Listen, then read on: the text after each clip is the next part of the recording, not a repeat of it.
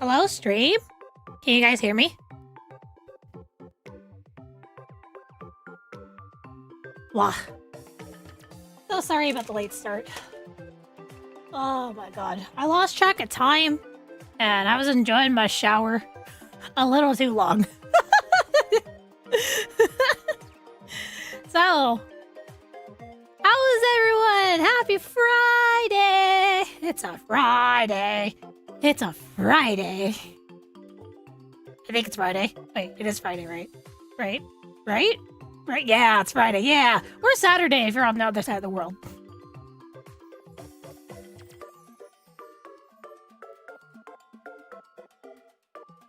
Oh. Yeah, sorry. Like, before, I can't exactly put in my headphones yet because my ears are still wet, so I'm kind of like trying to dry them out first.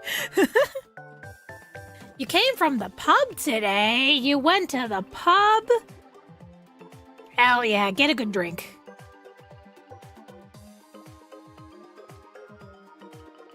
You're enjoying your last scraps of summer naps? Yeah, but school's about to start again, isn't it?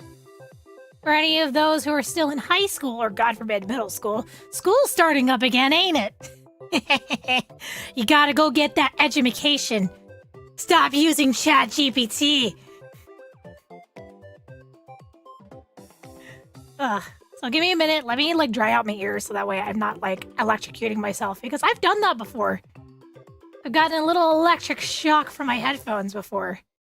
But then again, I think that was during a thunderstorm, so, yeah, well, don't stream during a thunderstorm, guys. You get electrocuted. Not really, it was just like, you know how, like, when you get static electricity, and you get shocked by someone who gave you static electricity? It's that kind of shock.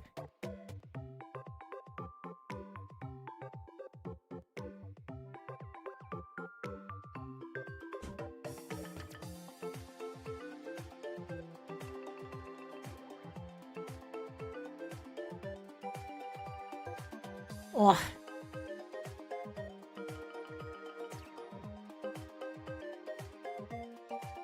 Okay, there we go. I think my ears both clean. Mostly. Well, it's clean. I mean dry. I meant dry. Ugh. Okay. Headphones in. I'll just jam into the music right now. Hell yeah.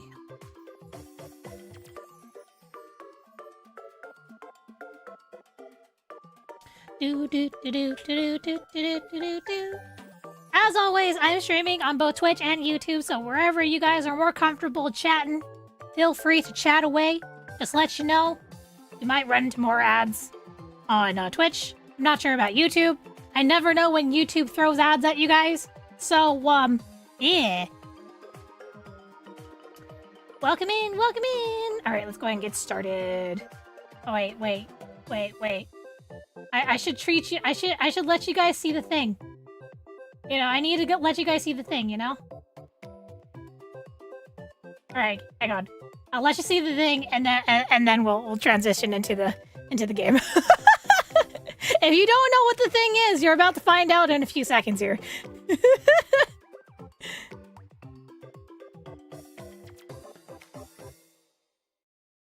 Happy to catch me live? Yeah, thank you so much for stopping by. I appreciate it. All right, come on, animation. Show them the sus thing. There we go. I love this animation so much. I love it so much. Okay, anyway, that's good. Well, hello, guys. Hello. Might not be long, though. Oh, yeah, no, if it's late, please go to bed. Please go to bed. Please go to bed. Get some sleep. Holy moly, yeah. You only get that once. Once or maybe twice a stream, if I'm feeling generous. But yes, I am back in my lovely shop.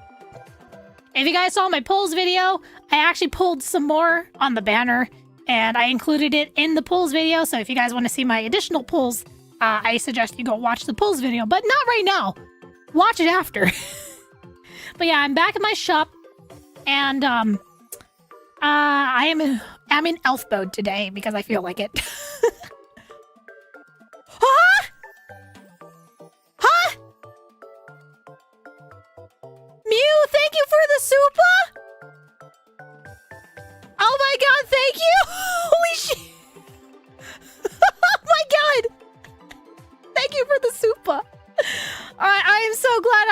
favorite lad streamer. Thank you. You didn't have to do that, but holy crap, Mew. Thank you. I appreciate it. It will definitely help out with the polls. Because I did spend a little more than what I would have liked to today during this banner, but it's okay. It's fine. It's fine.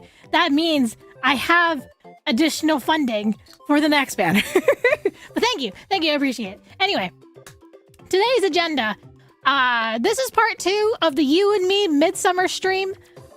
We did not get a chance to go through all of the memories during the last stream, and as to make up for it, I'm doing a part 2, just like how I did with the wedding banner, where I'm going through the rest of the memories today. We will be doing a few of the event stuff, mostly the event stories, because I need to actually have Rafayel and Xavier catch up. But yeah, you've not pulled yet, but you plan to? Hey, nice. If you have not pulled yet, good luck on your pulls. Honestly, so far with the memories I've seen, pretty worth it. I will say though, like I said, if you're a battle person, this definitely not the ideal selection colors for most of the guys, so you can kind of like pass on these memories if you don't really care. But like, it's kind of hard to. The memories for this banner is really good. I swear, the writing for a lot of these banners, they never disappoint for me. I don't know what it is. Okay, that's a lie. The wedding banner for Rafayel's story was a little... It fell flat a little bit. Just a little bit. I don't know. If everything felt forced. I don't know. Maybe it's just me not being a Rafayel girly. I don't know. But Lurker from YouTube, catching up on your content. Glad to find your lad streamer and fellow Zane main. I've yet to watch the rest of the cards, so it won't stay long. Okay, yeah, no. If you guys do not want spoilers, we are only going through Xavier's and Rafayel's memory today. If you don't want spoilers, feel free to come back after you've experienced the memory for yourself. Or if you just want to experience the memory along with me because you were not able to get the memory, then feel free to hang out. You're more interested in the memory stories, so that's okay with me. The battle uses are not so great. Yes. Honestly, for me, all of the memories for me, the stories are worth it for the most part. And I swear, the writer who I don't know if there's like different teams for the Zane like stories, but like Zane stories, this might be a little bit biased because I'm a Zane main, but like so good. So good. I'm so glad that the Zane memory... I'm not spoiling anything. I'm not going to spoil anything. No angst. No angst like how the spring banner one was. The spring and flowers one, that one had no angst in it. That one was really cute. This one is also really cute. The wedding banner, it was cute, but there's a little bit of angst in there because it had myth implications. Excuse me. Sorry, my voice is still like a little sore from the last stream, so.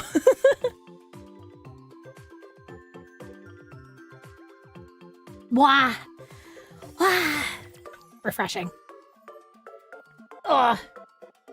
Guys, don't forget. If you want to help out your favorite streamer. Wait, where's the thing? Where did I put the thing? Wait, where did I put the thing? Hello? Where's my thing? Is it not here? Oh yeah, here it is. Don't forget to use code Tama10 to save 10% off of your advanced GG. I'm actually currently drinking advanced GG right now. I'm drinking the watermelon hydration flavor. Oh, it's so refreshing. If you do buy anything from advanced GG, make sure to use the code. It helps me out. I get a bit of a percentage of your purchase. And it helps me out greatly. So also it helps you get your vitamins and minerals and helps you stay hydrated, because if you're someone like me who hates drinking plain water and likes flavored water, advanced GG. Anyway. Oh god, there's so much angst in the main story. I need the memories to not have angst. Especially for Zane. I'm still a little heartbroken over the main story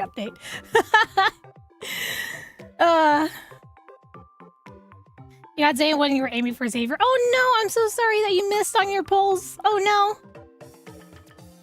Yeah, I'm honestly glad you decided to get Caleb.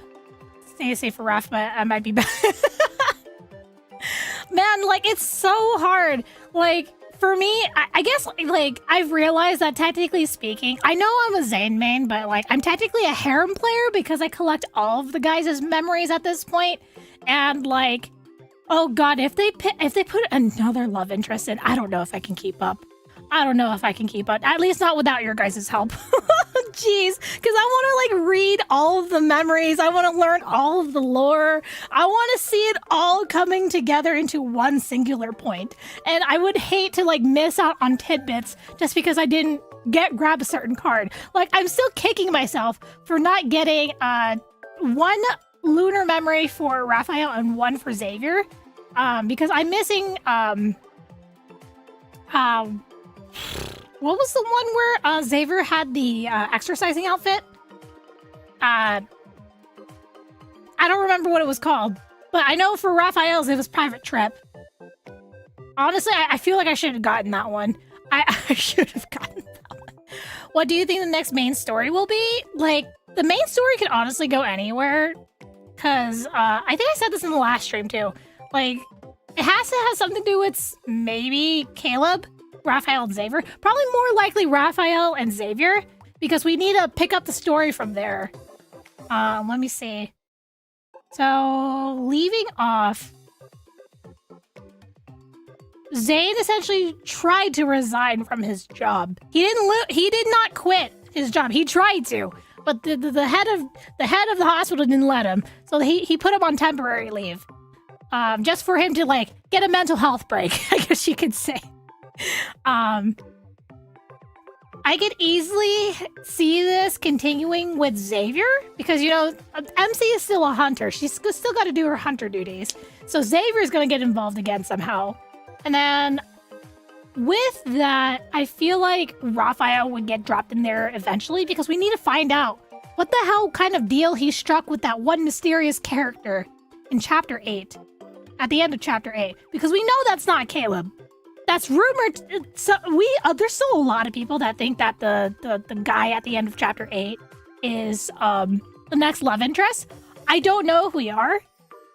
I don't know if we are gonna get him anytime soon. God forbid if we do.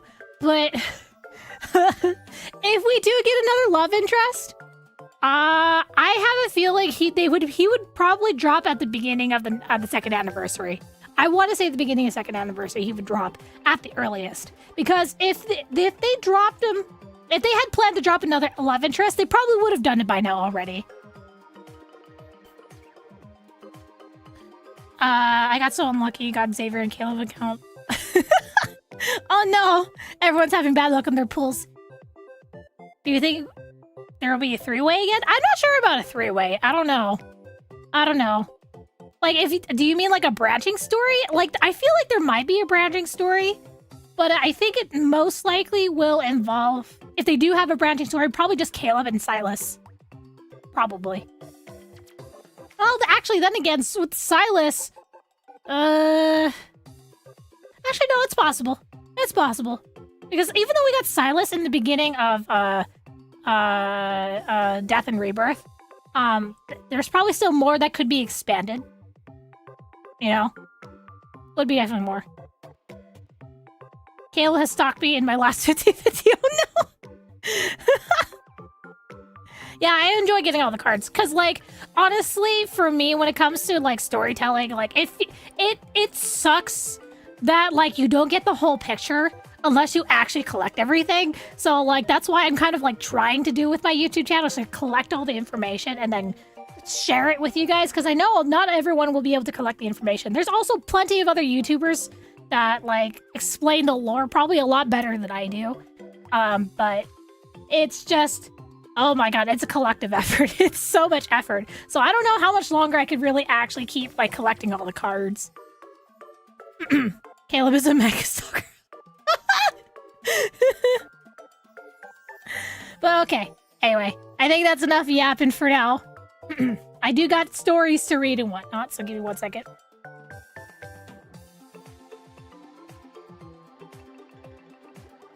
Ooh, okay. First off, we're going to continue with the event stories really quick because I think I read through the first chapter. The prologues for Rafayel and Xavier, I think. But I haven't read chapter 1 of these. Yeah, I haven't. So I need to have these two catch up. I already read Zane's chapter 2. So if anything, we'll go through all the chapter 1s and 2s for the rest of the guys. All right, let's see. Rafayel, chapter 1. Oh. Wait, isn't this the same background that they used for what was it in Caleb's new free 5-star memory yearly nostalgia? It looks like the same background. Recently, Rafayel has been documenting the eggshell's colors changes in color. He predicts that our birdie should hatch within the next couple of days. Probably sooner than that, honestly. And so the hanging chair in front of the nest became home to two people watching with bated breath.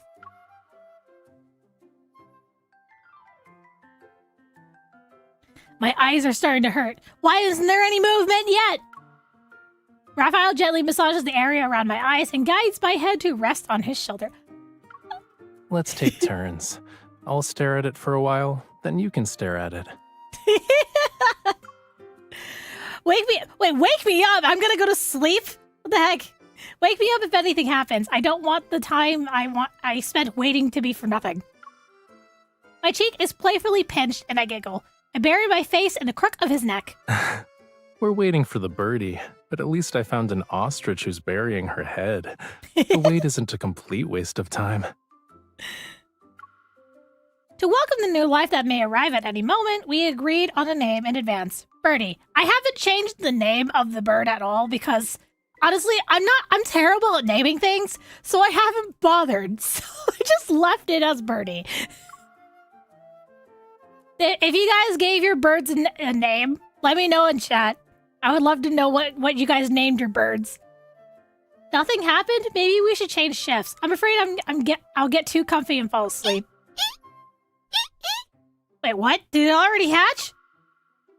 I jolt from my sleepy state only to see the egg is completely intact. Wait, what? I heard a bird chirping. Am I imagining things? Wait, did he also fall asleep? Huh? I immediately confiscate his phone, which is the source of the...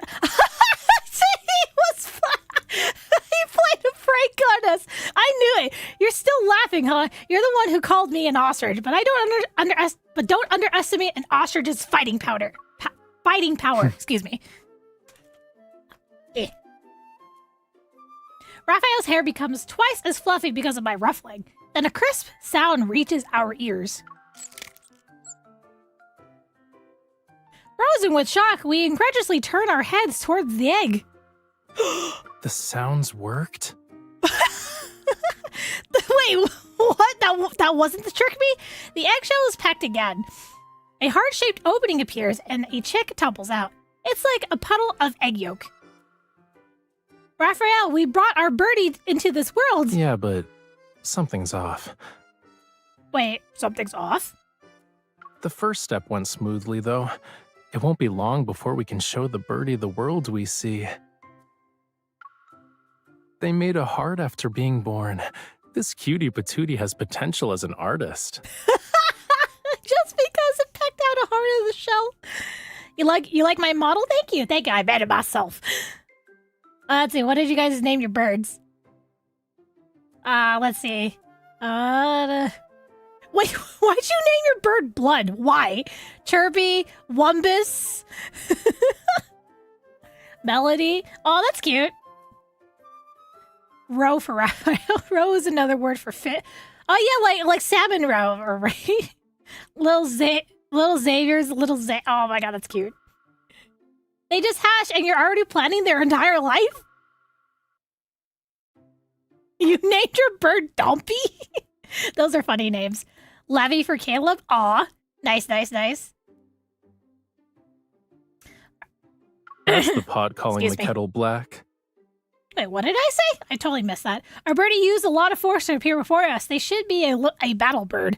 A battle bird? Birdie attempts to interrupt our argument with feeble protests. Oh, right. The organization told us that birds need to be fed right after they hatch. Feed the bird! Feed it! Apparently we have got to give it a lot of nuts. I hold the little bird in my hands while Rafayel squats down and feeds them spoonfuls of food. Not a single drop is spilled.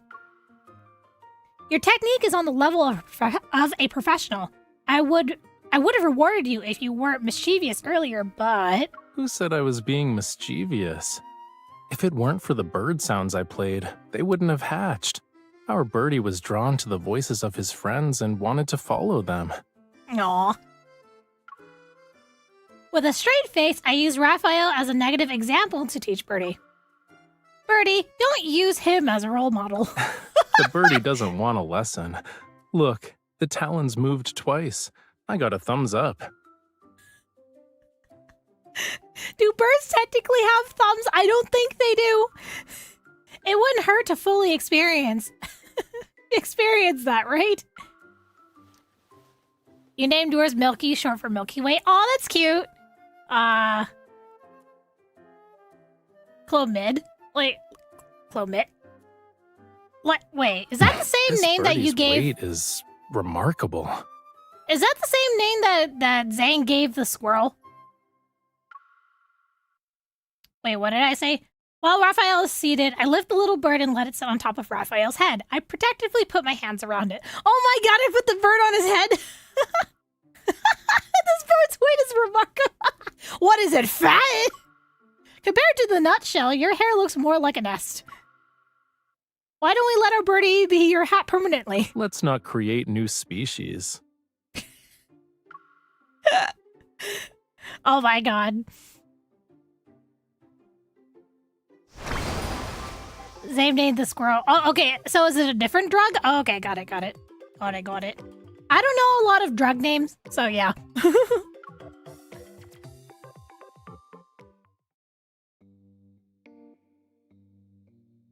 As Birdie grows, their appetite should increase, but lately more of the nuts we feed them are untouched. Does this birdie even know their title is the child of the nuts? They're being ungrateful with how they look down on nuts. They even think they're too good for them. I don't think the bird wants to be known as child of the nuts. Does anyone want to be brave enough to take on that title, child of the nuts? It's because you spend the whole day eating fish next to them. The poor thing was tempted. Now their taste is just like yours. So they're ignoring perfectly good nuts and want fish? Don't blame them. The fish is too delicious. When he notices my mischievous gaze, he smiles, pulls me by the waist, and gives me a quick peck.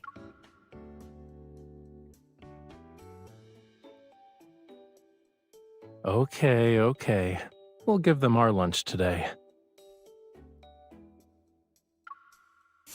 When Rafayel places the fish in front of the nest, Birdie, who's laying on their back, pretends to nonchalantly turn on their side. And just like that, a custard-colored fluff ball runs towards the fish.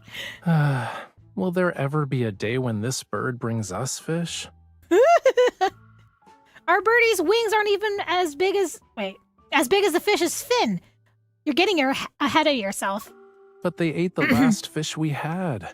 What are we gonna do now? Well, clearly we need to get more fish. Duh. After ceremoniously surrendering our last rations to the bird, we embark on a scavenging adventure on the beach. I think we ate enough seafood. Should we try something different? We haven't tasted the local tropical fruits yet. Those trees are really tall, though. You don't have to pick fruit from the trees. Do you want to use the Lemurian method? Wait, what? Lemurian method? Huh? What's the Lemurian method?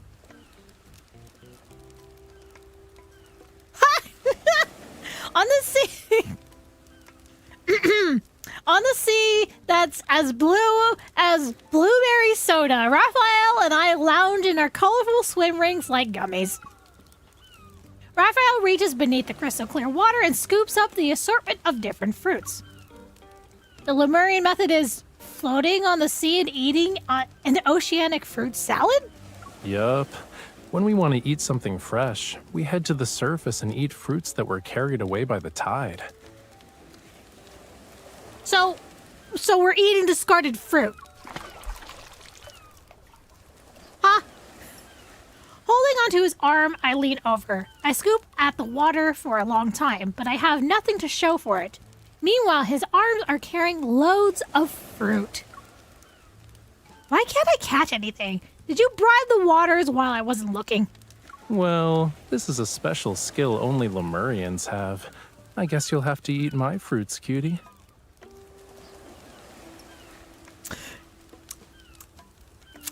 I'll eat your fruits anytime, Raphael, especially that lovely ripe banana. Anyway. Let me try again. Wait, why do I feel like I'm spinning? That's when I realized the arm I'm holding is subtly steering me around in the water. No wonder all the fruits end up drifting toward him. Raphael! How does it feel to eat fruit salad at a revolving restaurant? Revolving restaurant. Sorry, I had to bring that out. I'm sorry.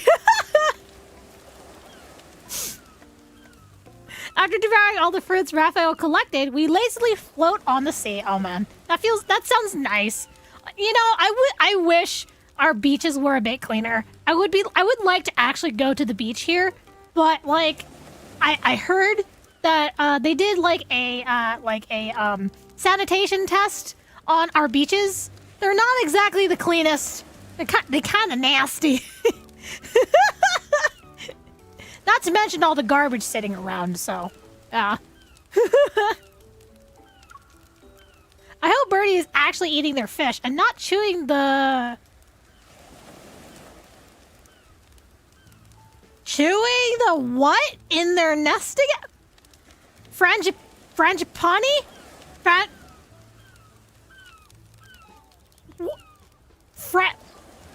How the hell do you pronounce that? Is that an actual word? Is that an actual fruit? Hang on.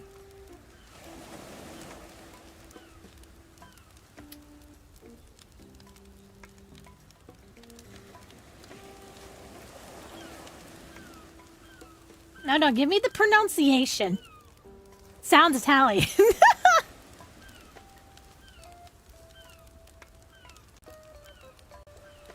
Frangipani? That sounds ridiculous. It's a flower? Oh, it's a flower. I thought it was a fruit. It sounds like a fruit. Frangipani. Okay. I hope Birdie's actually eating their fish and not chewing the frangipani in their nest again. That birdie has to find their own food eventually. We don't need to worry.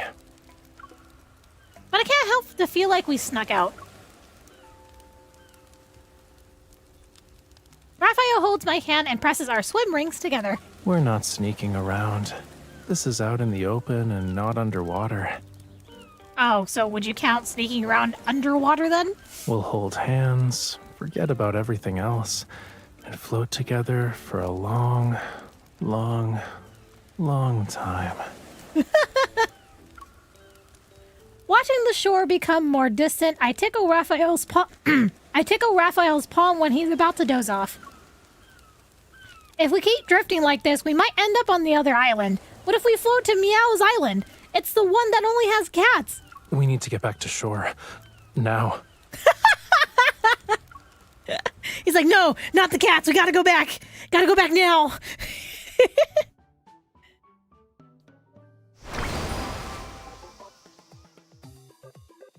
Yeah, he was basically like, hell no to the island. That's funny. Okay. All right, we're all caught up with Raphael. And we gotta go to Xavier.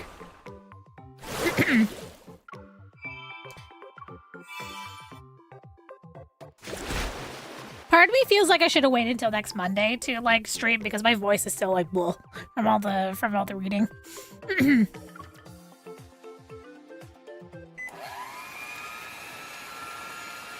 the hell's using a blender?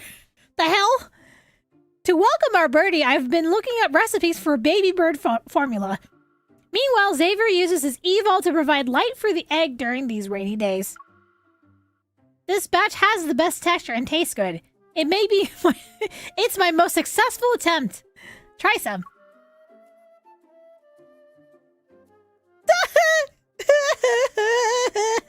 Hi, nightly rendezvous outfit. Anyway, Xavier's expression turns inscrutable as he stares at the indescribable substance I'm holding up to his lips. Are we sure anything that has this color is edible? You don't have any right to comment on that. Yeah, considering he poisoned us during his new myth. He poisoned us. It's just fruit puree. That's why it's sticky. Phrasing. And I made this batch for you. Hey, slow down. He drains the entire cup without another word. I rest my head on his lap and bask in the sunlight that radiates from him. Can you feel it? The light I create for you is warmer than what I give to Birdie. Wait, where are we laying? I rest my head on his lap. Oh man, yep, I'm definitely feeling the lovely sunlight.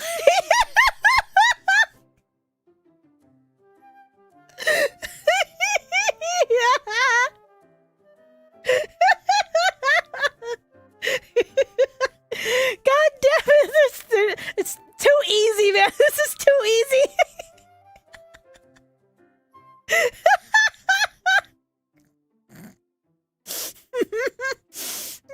Why? Look, man, my mind's always gonna go to the gutter, okay? Look, if I'm laying my head in the lap and he tells me this, and I'm like, yep, I definitely feel some warmth down here, yep. Birdie is the name we chose for our birdie. Birds are smarter than you think. If it grows up and catches you playing favorites, it might hold a grudge. If it's going to hold a grudge, we might as well give it a few more reasons to dislike us. He leans in, and the strands of his hair on his forehead almost brush against the bridge of my nose. The heck? Our quiet moment is suddenly disturbed by an unexpected sound. I'm always thirsty. That's my secret. Perfect timing. I think it's Birdie. Look!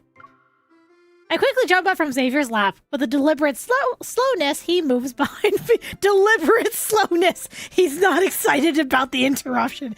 Oh boy, is Xavier gonna get jealous of the bird now? Are we gonna have to add Birdie to the list of things that make Xavier jealous? Now it's my turn to hold a grudge.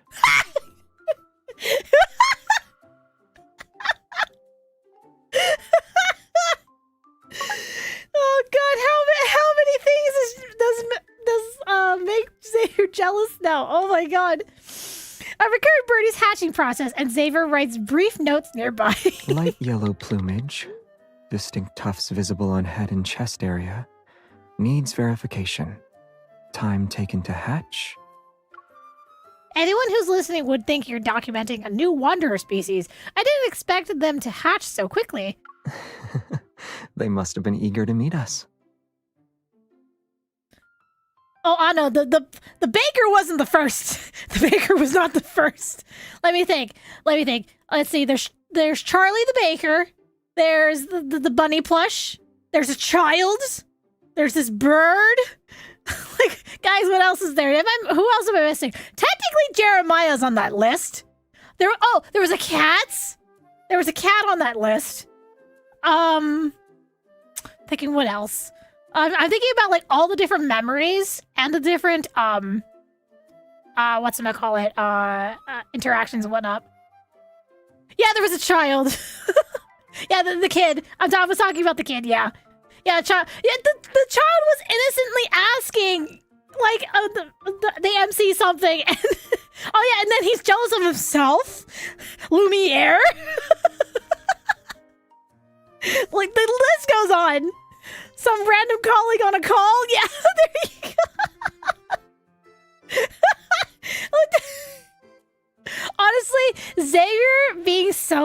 Birdie to become jealous is honestly the cutest thing ever to me. Like, you would think, like, I guess, like, it works in fiction because you could just enjoy it from afar. But, like, obviously, if a guy is actually like this in real life, maybe a red flag. It just really depends on how far he goes with his jealousy. But Xavier's jealousy is honestly, to me, really cute. It's really fucking cute.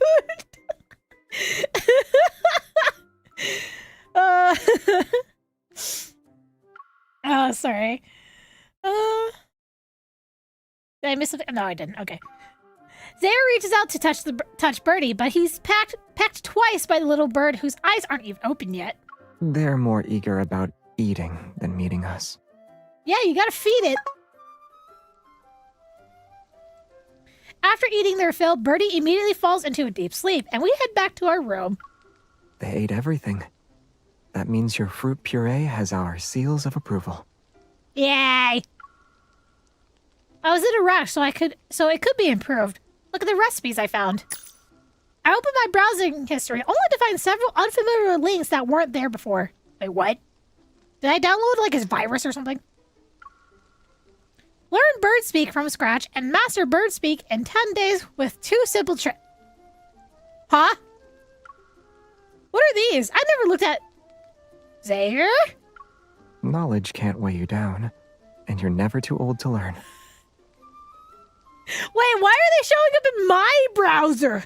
What the heck? What the heck? Xavier?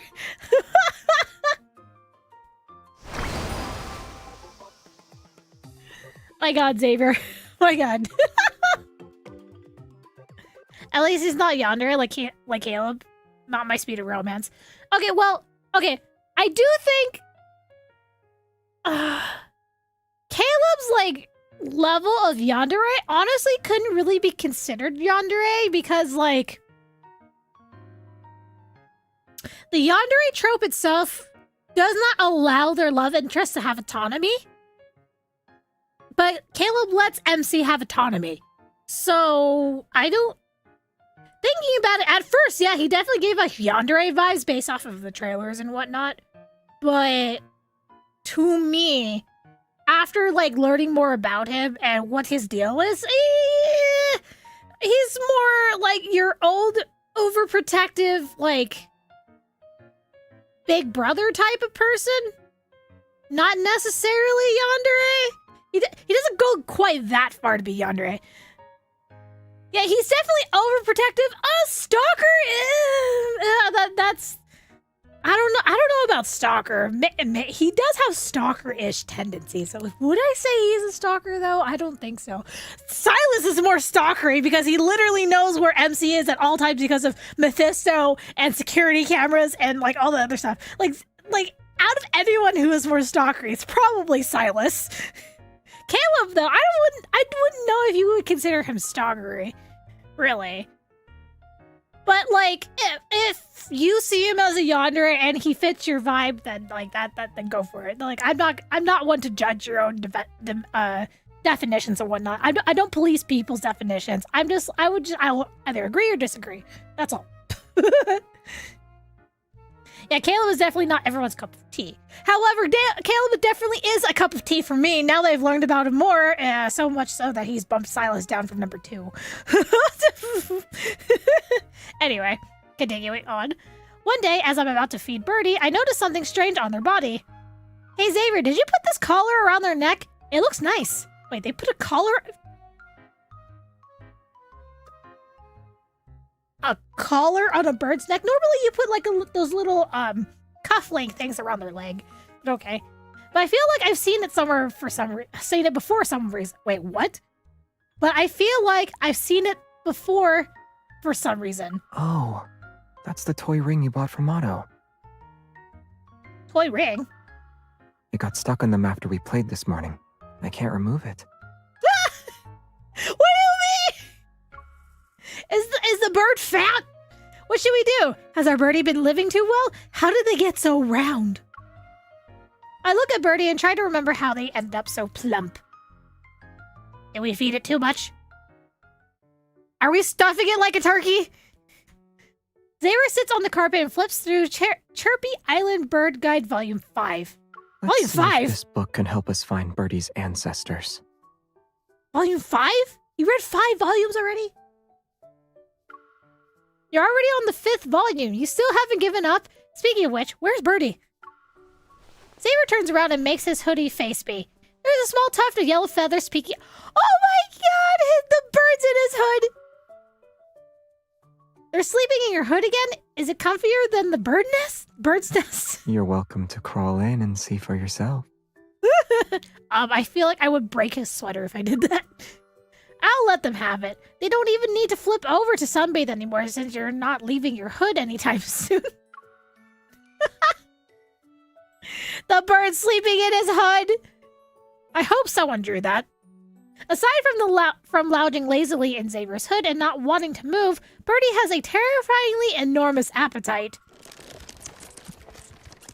I watch Xavier catch a fish with every cast of his rod. Then Birdie devours it with every peck in the basket. We have a new saying, huh? Xavier loses every fish he catches. What? Should we stop fishing for today? It's okay. I'm not tired. I'm worried Birdie might overeat. Look at them. Xavier tips Birdie out of the fish basket. A pile of clean fish You're a bones. growing birdie. Oh my A little god. extra food won't hurt. That's more than a little extra food. That's more than a little extra. Xavier places Birdie, dizzy from overeating, back into the fish basket. Why did you put him back in the basket if we're heading back? I'm not going home empty-handed. Wait, what? Are you gonna fish more? Is that what you're saying? Now I finally understand why Birdie is so rad now. Why? It's hard to explain, but aside from controlling their food intake, we also need to make sure they get more exercise. Guys, our bird is fat. To address this, I asked Otto to quickly deliver a bird exercise wheel. Do those actually exist? Do exercise wheels for birds exist? They don't exactly run. Do they? I don't know. I wouldn't know. I never owned a bird.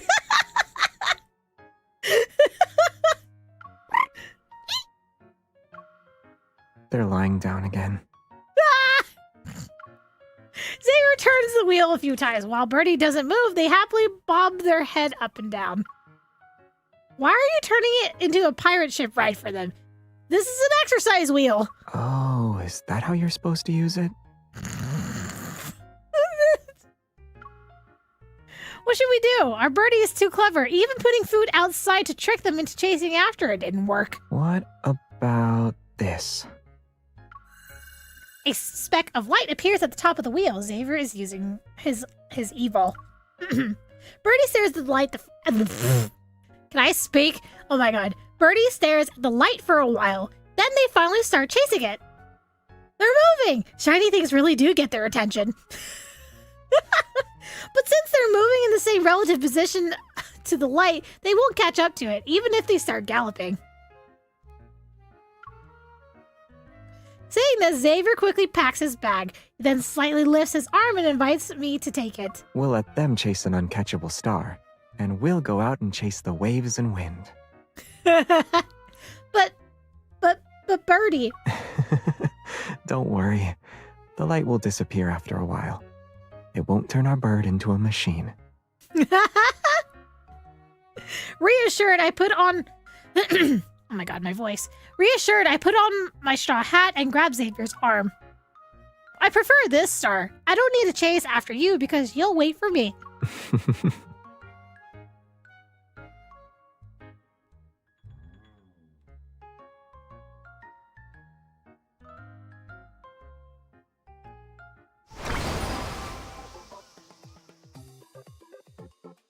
Oh, excuse me. Alrighty, are we caught up?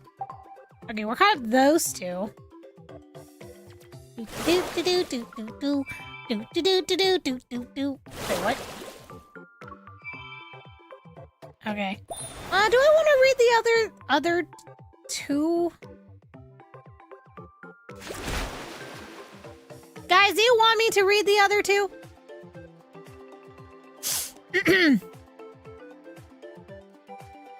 I don't know what it is. My voice is like extra raspy today. Like I have a natural rasp in my voice, but it's like extra raspy today, and it's making it difficult to read.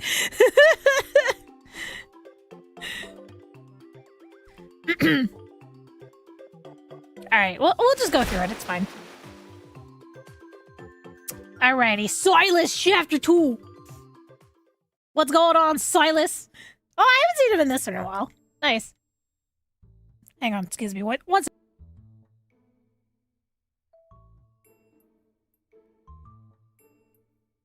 What?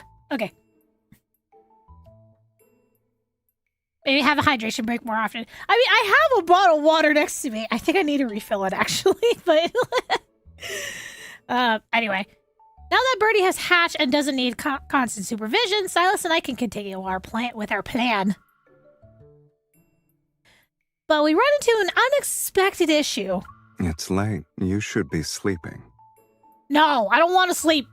Silas and I stand at the doorway while Birdie uses their beak to tug at Silas's pant leg. Oh, you're talking to the bird. Okay.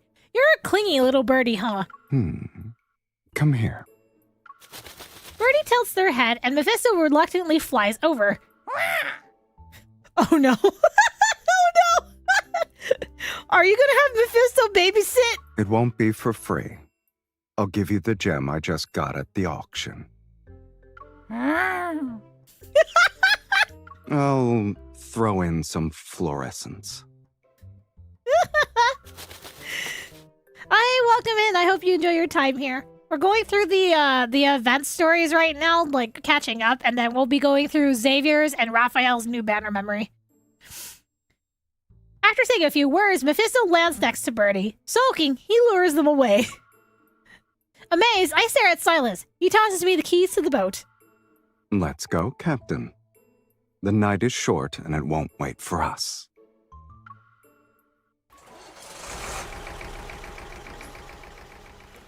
Mephisto's like the jealous older sibling. I agree. Yes. Most definitely. Most definitely. After reviewing the Environmental Protection Association's recommendations, Silas and I follow the map to reach the fluorescent trench. I think this bolt is older than I am. And there's no fluorescence here either. Someone sounds annoyed. Maybe the area they marked is too big. We need to find the exact location ourselves. Ah, perfect timing. There's a fork, sweetie. In front of us are two paths that split off. Going left would lead us to calm open waters. Going right leads us to a dense coastal forest.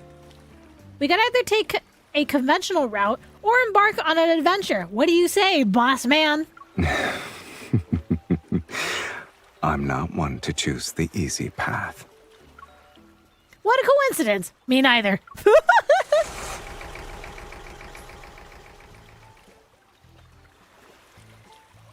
I just realized how veiny Silas's arms look right now. Anyway, the boat resumes its journey as we traverse the dense forest. We approach the cicada songs and the evening breeze.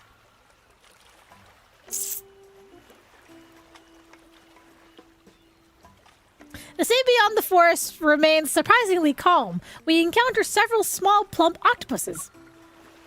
Silas, do you think Birdie would enjoy seafood as a treat? Did you become a pirate as soon as we landed on Chirpy Island? Try not to calculate your bounty in front of others.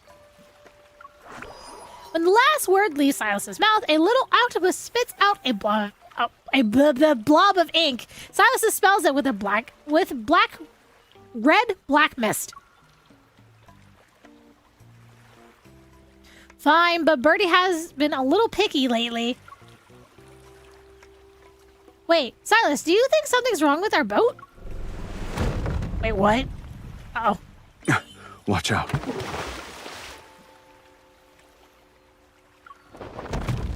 Uh-oh. What happened? The seawater churns around us and as Silas supports my waist. He keeps me and himself afloat. I didn't think we'd find an undercurrent here. At least I have quick reflexes. What? Ah, yes. You're quick enough to drag me down and feed me to the octopuses. Also, that nice laugh there. Following his gaze, I see small octopuses from earlier. They're slowly swimming toward us. Oh god, I would be terrified! Oh wait, hang on. Something's in my eye. Ugh. Probably my eyelashes. Oh my god. I have like long eyelashes, and when they like fall out, it always like pokes me in the eye and it gets annoying. Oh my god. Please stop poking me in my eye. Okay, there we go. They're balancing strange dark-colored nuts on their heads. Are those chestnuts? It's probably their protective charms. Protective charms? They look tasty. I wonder if Birdie would like them.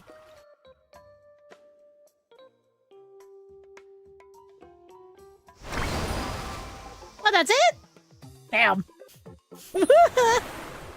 I was expecting a little more there. It's okay.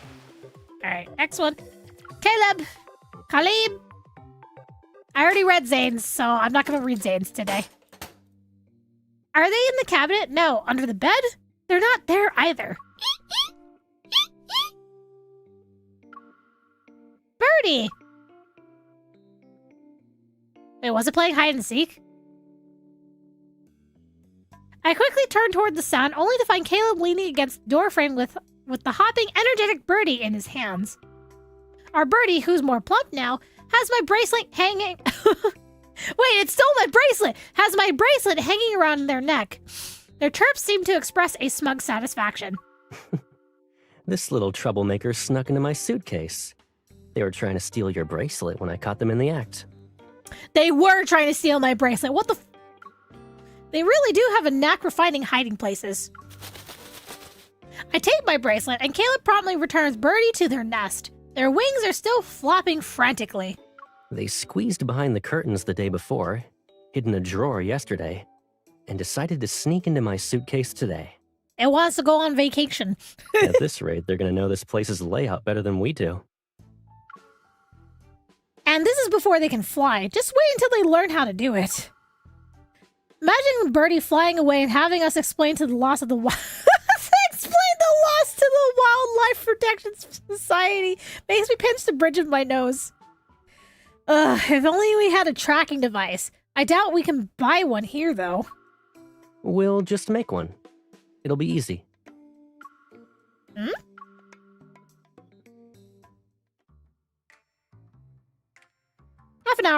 Half an hour later, Caleb rummages through his suitcase and pulls out a small navigation device that stopped working properly after the shipwreck. When you said make one, you mean taking this apart and reassembling it into a tracking device? You don't believe me? I haven't used an instruction manual to take stuff apart since 5th grade, you know. Damn. Now that's a talent. In the blink of an eye, the small navigation device becomes a pile of components. The modifications are almost done. Let's test the voice system. What should I say? Just say, preparing for departure, calibrating coordinates, and moving towards your destination. Confused, I repeat the phrases that Caleb said exactly. Wait, are you programming that to be the voice? Congratulations, your little pilot returned safe and sound. Am I gonna be the voice of the navigation system? Excuse me? Congratulations, your little pilot returned safe and sound. Nearby, our Birdie seems to understand us. They flap their wings and fly in a circle around Caleb. Smiling, he nods and places the tracking chip into the small ankle band he prepared. Done. Okay. He fastens the small ankle band onto Birdie's leg. Then he pushes his arm around my shoulder and guides me outside. Let's test out your and Caleb's exclusive tracker.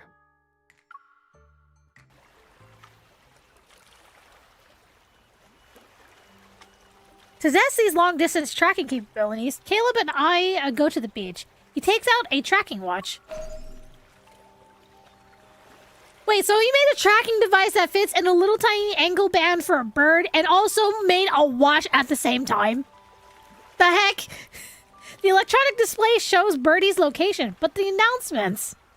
Is that my voice? I knew it! I knew it! I knew something was off when you asked me to say those lines earlier. I can have you with me like this. You'll help me navigate whenever I need some help. Isn't that nice? He's literally turning me into an actual pipsqueak. I want to laugh, but I'm also annoyed. However, the first thing I do is protest. That's not really fair. I should get a tracking watch with your Before I can continue, Caleb gently takes my wrist and fastens another watch around it. The target is 2 kilometers northeast. Are you ready to go? I knew you'd say that. I recorded it while you were busy looking for equipment. As the sun sets, Caleb puts on his tracking watch. Then he takes my hand and gives it a playful shake. Caleb, girlies, I have a question. If you were able to have a GPS with just Caleb's voice in whatever language you want, would you use it? Would you use it in your car's navigation system? Because I would.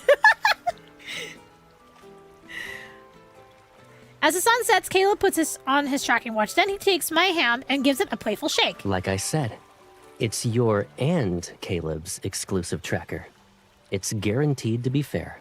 Yes, you'd use it. Hell yeah, let's go. No matter what happens, we'll always stick together. You were if it were Silas. I agree with that too. I agree with that too.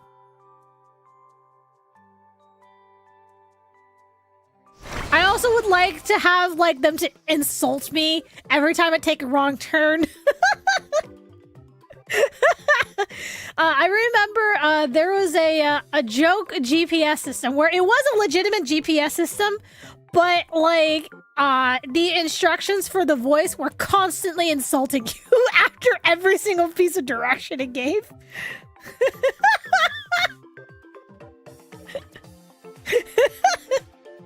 I don't remember what it was called. It was something that was a long time ago, like the early times when a GPS navigation system was fairly new for phones. And it was so funny. It was so funny. The pirate voice GP. I don't know if it was that, but yeah, it was just a joke navigation system that you could just install on somebody's phone and then just use that as the GPS, and then it would just constantly insult them.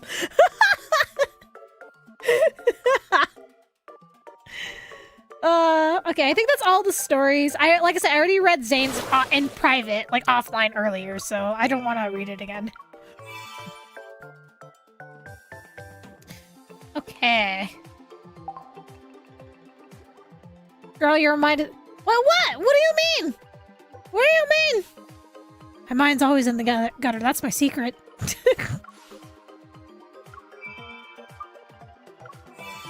Alright, let me collect this and this. Oh yeah, look what Zane chose to wear today. He's a cat butler again. Also, if the cat butler of Banner ever gets a rerun, guys, I highly recommend you get it. I'm just sad Caleb's not a part of it, but the cat butler memories for that set, oh, they were so funny. They were so funny. They were so worth it. So worth it. All right, let's see. Oh man, Twitch is going into an ad break. I don't want to start the memory now. We need a cat Caleb. I would like to see a cat Caleb. I would like, if they ever do another cat banner, I hope that they include Caleb in it. Because, man, they were so good. They were so good. Let me see. Actually, did I max rank Zane's cap? Yeah, I did. Guys, you can tell how thirsty I am for Zane because look at how many memories are awakened. Well, you can tell a memory is awakened if it has the, I think it's the gold border? I think it's the gold border. Yeah, it's the gold border. Let's see. 3, 6, 9, 12, 15, 18, 21, 24, 27, 30... 31, 32, 33, 34, 35, 36, 37, 38, 39, 40, 41, 42, 43, 44, 45, 46, 47, 48. Is it only 48? Yeah, 48 memories awakened. I have 48 memories awakened. Yes, that includes the 4 stars because I have everything. Did you react to the other memories already? So the memories I've already reacted to for this current banner is Silas, Caleb's, and Zane's. Today is only going to be Xavier and Rafayel. So if you want to see my reaction for the other 3, you could either go back to the last stream and watch through. I have everything timestamped. Or for Zane's in particular, I did upload his my reaction to his full memory separately on YouTube. Catch-22 was crazy. Yeah, Catch-22 was crazy. That one, I had to make it a Twitch-only stream. Which, by the way, guys, for those of you on YouTube, if and when I do decide to do a Twitch-only stream for Love and Deepspace, because maybe the content is a little too spicy for YouTube, I highly recommend you at least follow me on Twitch. So if and when I do make it stream that, then you won't miss it. Because, man, I had to censor those memories before I uploaded them to YouTube to an extent.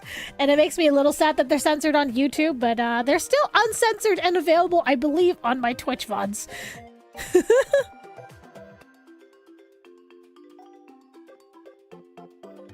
Oh, no, I haven't went through Xavier and Raphael's yet. Nope, not yet.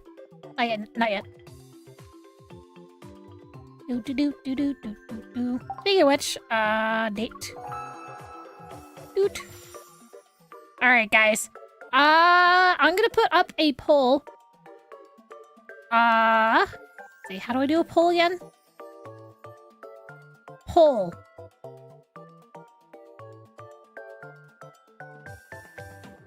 Which one first? Rafayel or Xavier? I'll give you guys like a couple minutes. There you go. Here you go, YouTube. Which one first? Rafayel or Xavier?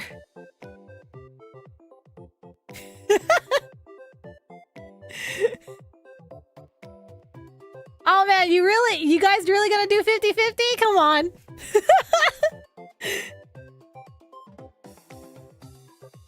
I'll give you guys a minute. Here's when you say goodnight. See you next time. All right, have a good one. Have a good night. Thanks for stopping in. Why is it a 50-50? Come on, guys, pick. Pick.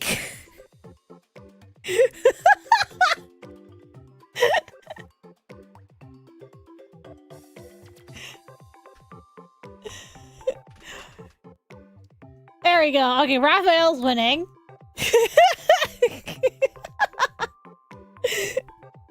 I was about to say, don't make me end this in the 50-50. Come on. Come on now. Come on now. Oh, come on! Why is it 50-50 again? Are you kidding me? Who's changing their vote? Can you guys change your votes? Oh my god, don't change your vote. Come on, guys. Make one of them win. Come on. Guys, don't make it go down to a coin flip. Come on, man. You guys are hilarious.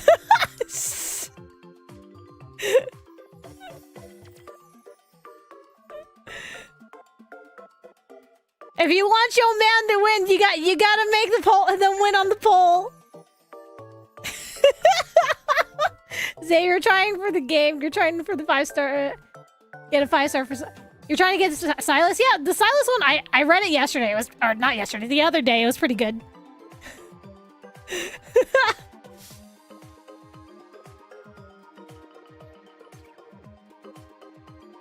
Alright, once I see the thing that says 3 minutes at the top, I'm gonna end the poll. Oh my god. It's so close. It's so close, guys.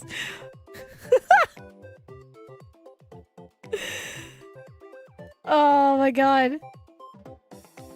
All right, it looks like it's gonna be Rafayel that's winning. Looks like Raphael's winning. You're still pulling for Silas? Good luck trying to get Silas. Oh, come on! Really? Really? Come on! Why is it 50-50? Guys, come on! Come on! Come on! Why you guys gotta do this to me, man?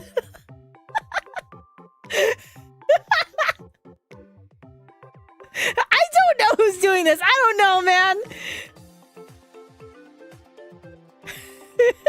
All right, no, I have to end the poll. Why'd you guys, why is it 50-50? For fuck's sake.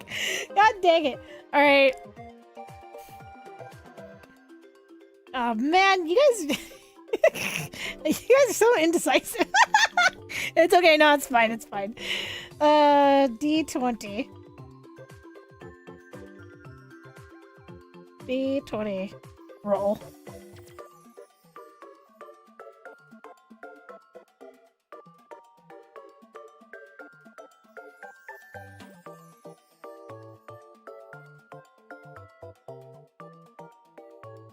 Oh, come on. What the heck? No, I don't want a website. I know Google has a dice roller. Oh my god. Ugh.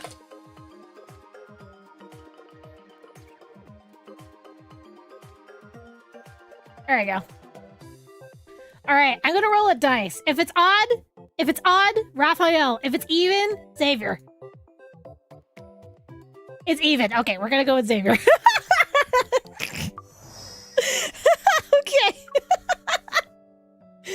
Oh man. Yeah, so if you type in dice roll and Google has it in on the search bar, it gives you like different dice you can choose from, and you can choose anywhere from your standard set of dice.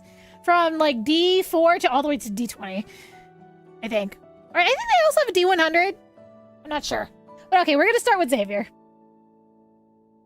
Xavier's cool splash sulk. This time, when the coin lands, no one's walking away from it. Wait, what? When the coin lands, no one's walking away. What is that supposed to mean? What is that supposed to mean? I can't wait for the Kindle for this. I can't wait. Anyway, let's go ahead and get started.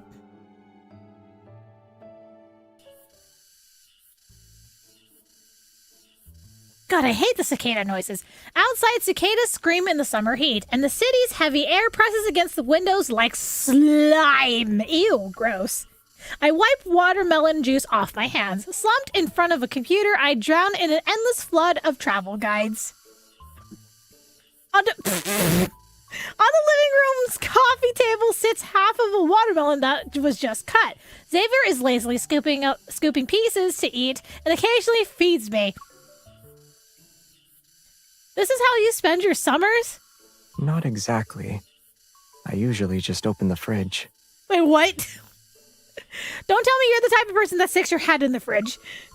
To hang out in? No. It's to find an ice cream flavor I like. Okay, I was about to say, I don't know about you guys, when I was a kid, whenever it got really hot, I would just open the freezer and just shove my body in there for like a few seconds and enjoy the coldness, and then I get yelled at by my parents, and I'm like, hey, close the freezer! And I'm like, oh, okay, and I gotta get out, and I close the door. I did that all the time when I was a kid.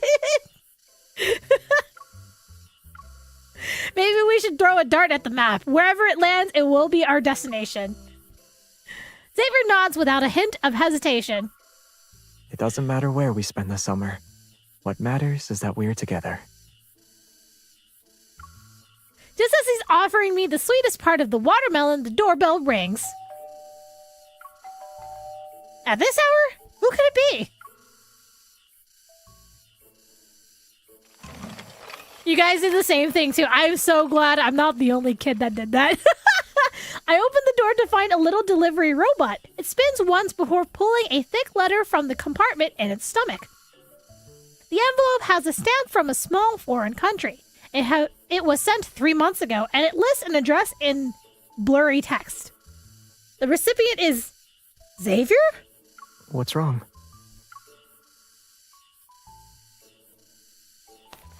He leans over, takes the letter from me, and a postcard tucked inside it slips out between his fingers.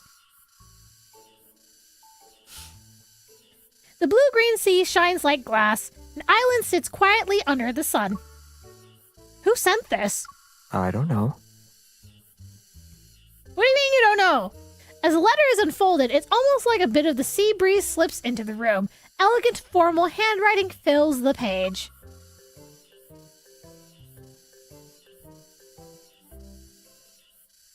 Oh god, it's this font again! I hate this this font is so hard to read sometimes, because, like, the contrast is too strong, especially on this dark background. Tradewind Island Property Management Notice Recipient, Xavier. Sender, Tradewind Island Community Affairs Office. Dear recipient, this letter was sent by the Tradewind Island Community Affairs Committee to inform you of arrangements regarding the temporary inheritance and transfer of management rights to the island. According to the Island Affairs Temporary Custody and Inheritance Directive numbers G620150076, signed by the previous manager, you have been named the candidate to temporarily manage Tradewind Island. A what? The transfer process is for management rights only, not ownership. It is a long-term custodial arrangement that may be extended or terminated depending on certain circumstances. The island's facilities are in good condition and fully equipped for short stays and visits. If you wish to accept, please depart for the island within 30 days and contact us. May favorable winds guide your journey. May this trip fulfill its purpose. Tradewind Island Community Affairs Office? Scams are getting fancy these days. Now they're giving away whole islands.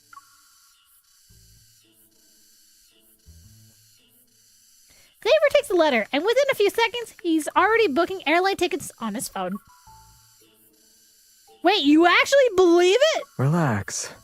I'm not going to get kidnapped. With a smug expression, he flashes the confirmation at me. Then he eats a piece of the watermelon. I think I know who sent the letter. Huh? The map is detailed, and the island has a nice name. We said we should go traveling this summer, right? Someone just picked the destination for us. Okay, wow, okay. You're just gonna just believe it just like that? We will be arriving at our final destination, Tradewind Island. Okay. The coastline stretches out before us. It's dotted with white rooftops and lined with rows of coconut trees. It looks like a scene from a movie. I can't believe this place actually exists. Yeah, I know, the cicada noises were getting really annoying to me too. Tradewind Island, tucked away from major shipping routes, has only recently opened up to outsiders. Compared to the bustling resorts of the Azure Islands, it feels more like a forgotten footnote at the edge of the map. I look back. The ferry glides through the final stretch of shallow water. The sea shifts from a dark blue to a light turquoise.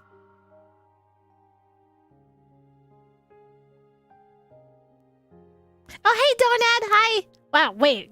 You follow me on YouTube? What? How are you doing, Donad? I hope you're doing good. As the ship nears the dock, Xavier and I grab our luggage and join the line of people waiting to disembark. Waterside music festivals, snorkeling, island bike tours. Oh, and apparently the best star nights are... Oh, whoops. Excuse my fat finger. Apparently... and apparently the best starry nights you'll ever see. That's what I missed. Xavier stops my straw hat from flying off. Then he leans in to glance at the travel notes I hastily wrote before we left. You're really getting into this island owner thing, huh? You do now? Okay, well, I hope you enjoy your stay then, Donad. Also, isn't it late for you, dude? I hope you have good rest. We might as well make the most of it. I checked too. There's a ton of stuff we can do here. Even if this island gift is a scam, it's still enough to keep us busy all summer. Can you guys imagine if the scam was just to get you to visit the island and at least enjoy the island? Honestly, I would take it, especially if there's free accommodations, you know, and maybe some free food. it doesn't take much for me to fall for a scam. At least if it involves traveling and food. Even wait, I read this already. Okay. Are those the locals? Why are they holding banners? Whoa! Banners? They even rolled out a red carpet. Talk about a grand welcome. I know, right? Like this sounds like a too nice to be a scam. I don't know, or maybe it is a scam, and that they're just pulling out all the foldings. I turned to look at the dock. Islanders dressed to the nines hold banners. What? The whole place is decorated as if there's a festival. They're very welcoming. Even random tourists like us get a ceremony. But as soon as we set foot on the island, we're swarmed by a lively group of islanders. Unfamiliar words like Mara Coco and Falai swirl around my ears. Wait, what? I'm so confused. What are they saying? They're introducing themselves. Okay. Sorry, we're not looking for a hotel, food, or a taxi. Whoa! Suddenly the blue sheet of plastic heated by the sun that lies at our feet is inflated. A figure that easily... What the heck? A figure that's easily 26 feet tall stands up. It sways and twists in the sea breeze. Is it one of those, like... like when you go to, like, a car lot and then they have those inflatable, like, noodle guys, like, waving around? Is it like one of those? Wait a second. Why does it look familiar? Is that Xavier? Wait, what? Is it too late to turn around and go back?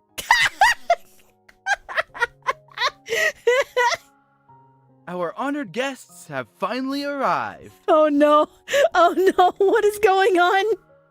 A tall young man pushes through the crowd. He smiles as he motions for everyone to stop cheering. Everyone, let's welcome the new island owner. Wait, owner? I thought we were just doing management. Wait, what? Welcome home, new island owner. But the scam's getting real elaborate, guys. Wait a minute. Oh, wait. What's going on? Inside a rustic vehicle is a canopy, which stands far away from the excited crowd. We finally catch our breath, then we turn our attention to the young man. Let me introduce myself. I'm Leo, the 4th chairperson of the Tradewind Island Community Affairs Committee. Okay. Mr. Xavier, do you remember Hal? He's my great-grandfather. I know a little about your story, but that's not really the main point of the invitation. He quickly cuts to the chase. As the letter stated, my great-grandfather's last wish was to hand over the management of Tradewind Island to you for the next decade. For the next decade? His last wish? Please, don't be too sad. Although it sounds solemn, he actually left the island a long time ago. All right, have a good one. Thanks for stopping in. I see. There was a batch of letters. He asked me to send them out to a few of his old friends. But over the years, most of them either got lost or returned. Only yours actually made it through.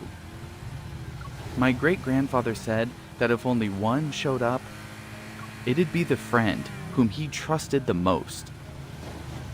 Okay. Of course, once your trip comes to an end, it's still up to you if you want to accept this gift. That's quite a responsibility, man. I mean, it would nice to be having some extra income. I'm just saying, but I don't know if you could handle managing an island and also be a hunter at the same time. Not to mention all the other stuff that Xavier has to deal with. Like, I think that's a bit much.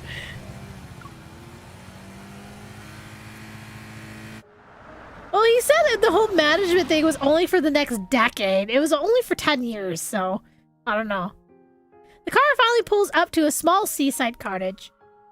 It's 2 stories tall and tucked into a corner near the water. There are only a few palm trees behind the cottage. Before it stands the ocean. I'll get the island transfer paperwork ready in the next few days. Don't worry. Until then, enjoy your peaceful stay. Okay, so we actually do get to actually enjoy the island and its recreational, like only 10. Look, I'm just saying, like 10 years can go by really quickly, guys. I'm just saying it can go by real quickly if you're not paying attention. We're having too much fun, you know what I'm saying.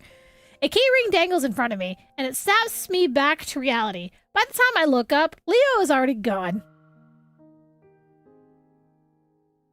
You've been zoning out for a while. You probably have a lot of questions.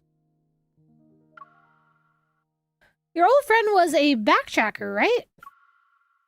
The words tumble out before I can stop myself. He nods, which makes it harder to believe. So this house and island are the gifts he left you? I guess so. Old wind chimes hang from the eaves. They clink softly in the breeze, and the porch paint is peeling here and there, but someone has taken the time to repair it. Many years ago, he contacted me and Jeremiah. He asked if we were still alive. That was the last time we ever heard from him. Oh. Maybe he's still out there somewhere. Or he moved to another place. Oh, thank you for the follow. Thanks for watching my YouTube videos too. Thank you. A row of wooden bookshelves lines the walls. They're a little old, but the spotless shine they exude shows they've been polished. On the shelves are magazines, dog-eared novels, and thick handbooks. He was a unique backtracker, huh? He wasn't even a little interested in how to kill Xavier. What? When you're bored on Earth, you need to find something worthwhile. Most of the books are about ecology. Earth's wonderful plants, simulating natural environments, spaceship ecosystems. On the windowsill covered in green vines, a thin notebook with a black leather cover catches my eye. Hal's Desert Island Diary. It's a journal?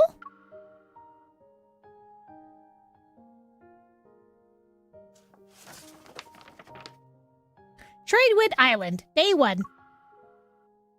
When we landed, the sea was warmer than I expected. We chased a supposed space-time rift, but it turned out to be a minor protofield anomaly. Just as we were about to head back, another protofield storm hit. Everyone was on edge. People threw their gloves, raved, and ranted. Isaiah cursed everyone. Soren had a meltdown and wanted to go home. Good thing Jeremiah didn't come along. Otherwise, we'd have another guy losing it. Our captain was calm. I couldn't tell if he wasn't disappointed. Maybe he wasn't listening to all of the shouting. I'm hungry. If we can't leave, we might as well go fishing. I can't believe that actually happened. In the journal, Hal recorded every little moment of the backtrackers being stuck on the island during the storm. The Xavier described in his writing seems more enigmatic than he is now.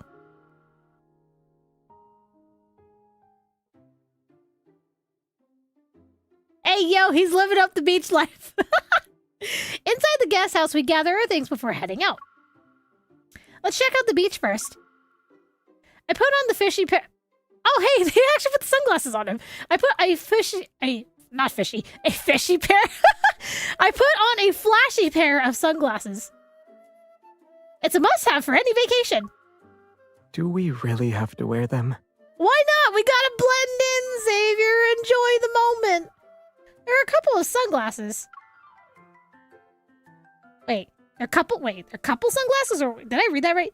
Yeah, they're couple sunglasses. Oh my god, so we're matching! Yay! He presses his lips into a thin line and puts on the matching sunglasses. He doesn't want to be matching. Then he grabs his hand and pull him into the... Wait, then I grab his hand and pull him into the sunlight. Oh my god. The beach is bustling with people. Xavier lugs our overstuffed beach bag while I drag him left and right. We barely moved an inch when someone stops us. Hey, you two. I'm the island's leader for cultural promotion. When someone becomes the island's owner, we take promotional photos for our tourism brochure. Of course, in the years where there wasn't an owner, we just took some scenic shots. But this year... You looked great when you were standing on the beach. Thanks, but I'm just passing by. I'm not here to be the island's owner. What? He doesn't want to be the owner? He can do it. MC just forcing Xavier to do everything. We speak at the same time. Before he can refuse again, I push him in front of the camera. He has years of experience behind the camera and worked as a combat consultant for a major film. Referring back to the Lumiere myth, he's also really handsome. I glanced at Xavier before giving the photographer a thumbs up. Yeah, yeah, take his photo. The photo shot, the photo shoot drags us across the island. We go from the beach to the mangroves and even a cliffside diving spot. It's really hot. Are we done yet? There's a cliff right behind me. One more step and I'll fall. Wait, are you threatening us? Xavier, please. Oh my god. While waiting for them to finish shooting, I curl up into a ball in a beach chair and read through Hall's diary. The new owner is good looking. If you put his face on a poster, the tourists will flood in. Oh, gee, thank you so much for the host and the raid. I hope you had fun playing Peak. Thank you so much for dropping off your community. I hope that you enjoy their stay here. I'm currently going through the new memories for Love and Deepspace. I'm reading through Xavier's, and then afterwards I'm going to read Rafayel's. So yeah, so if you guys want to stick around and enjoy that, feel free to stick around. New owner is oh wait, no, that's out. The island's previous owner really knew what he was doing. He picked a handsome man. Poor Xavier. I glance up and look past the crowd. Xavier is patiently working through the last few poses. His white shirt clings to him. It outlines his muscles. Even his eyebrows and eyes look sharper under the sunlight.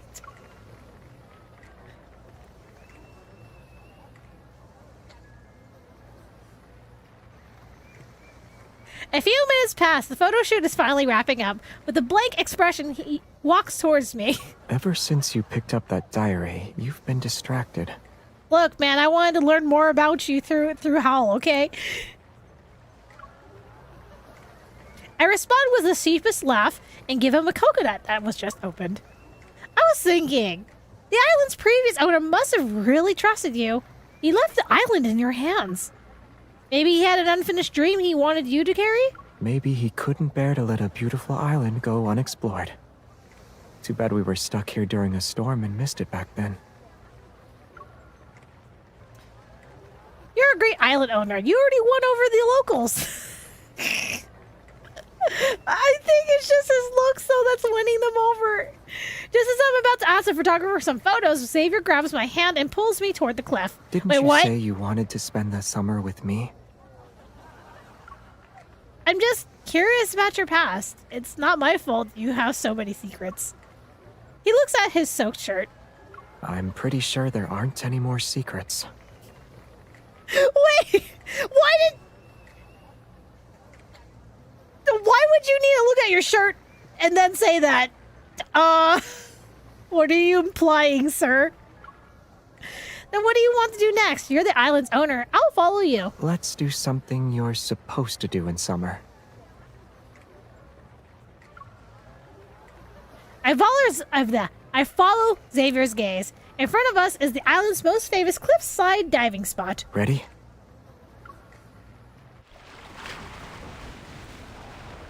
Just saying, given the opportunity, I probably would not. I would not go diving. That's just too scary.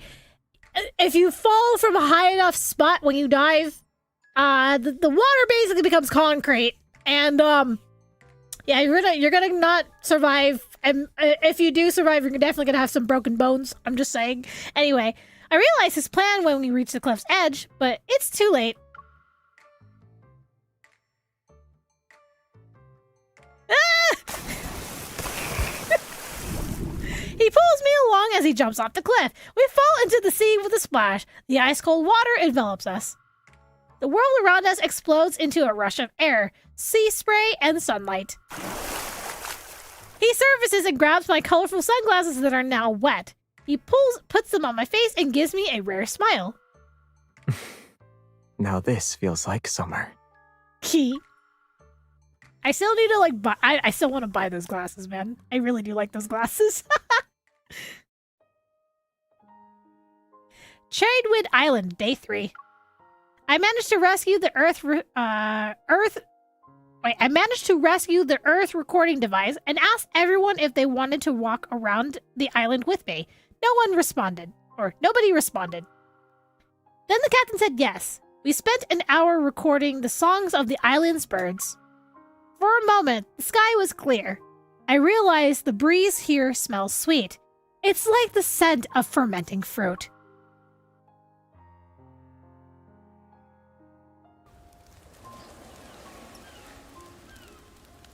Night falls. The bonfire provides the only light that remains. Its flames flicker in soft, warm circles around the sand.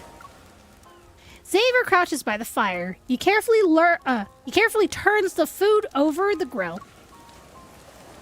Nearby, a tour guide lifts a megaphone and starts telling the story of Tradewind Island. Tradewind Island suffered from an ecological disaster, which was caused by a protofield anomaly. It was classified as a hazard zone. The islanders were forced to leave until a mysterious person arrived. He's the island's previous owner. He paid a fortune for the island's management rights and helped restore the ecosystem. The waters calmed, and Tradewind Island became one of the hidden gems of the Azuri Islands. Wow. So Hal must have been really dedicated then. My gosh. But it's at least an 18-hour trip from Lincoln City. Why would the backtrackers come all the way here? There was once a space-time rift in this area. Some of us thought it might let us go home. It looked a lot like a deep space tunnel, but it vanished almost as soon as it appeared. The night before we planned to leave, a protofield storm hit. It messed with every navigation system. Oh no. And when we woke up, we found ourselves stranded on the island. He hands me a chunk of grilled pineapple. Oh. Pineapple? Wait, we're eating pineapple? We're eating pineapple? Hey, yo, pre-gaming? If you don't understand that statement, you're too young. Anyway, I bite into it absent-mindedly. I can barely taste it. You barely taste it! Some of them decided to leave the backtrackers. He was one of them. Wait, what do you mean you can barely... Can Xavier not even grilled a pineapple? How can you not taste the pineapple? Unless the pineapple was not ripe enough to have, the good flavor of pineapple. Like, what the heck? I see. But you wanted to bring all of them back home, right? He sees I'm deep in thought again, so he gently squeezes my cheek. Focus on eating. I wouldn't be surprised if he burnt the pineapple. Oh my god. But not everyone wanted to leave. What do you do when people don't agree? Wait, what did you do when people didn't agree? I keep asking questions. He sighs. A drift bottle washed up on the beach. There was a coin inside it. A coin? So I suggested we do a coin toss. I choke on the pineapple. I choke on the pineapple and cough 3 times before swallowing. You made such an important decision with a coin toss? Yeah. But most of the backtrackers already knew what they wanted before the coin even landed.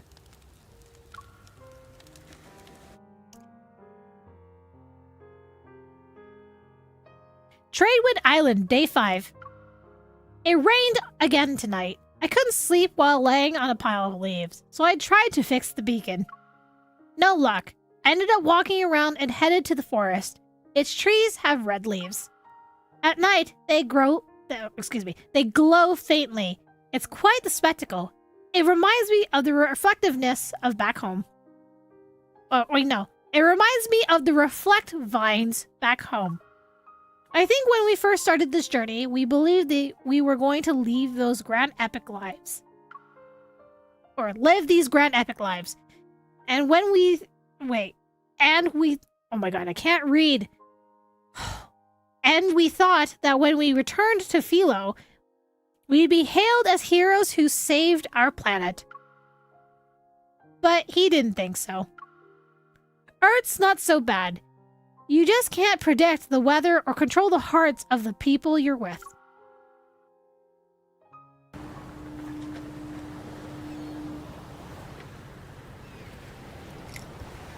Yeah, I know. I'm trying to take my time. It's just right now. So the reason I'm having a little bit trouble with reading is, one, my voice is still a little shot from the last stream, and then two, I'm a little tired because I've been awake since 2 a.m.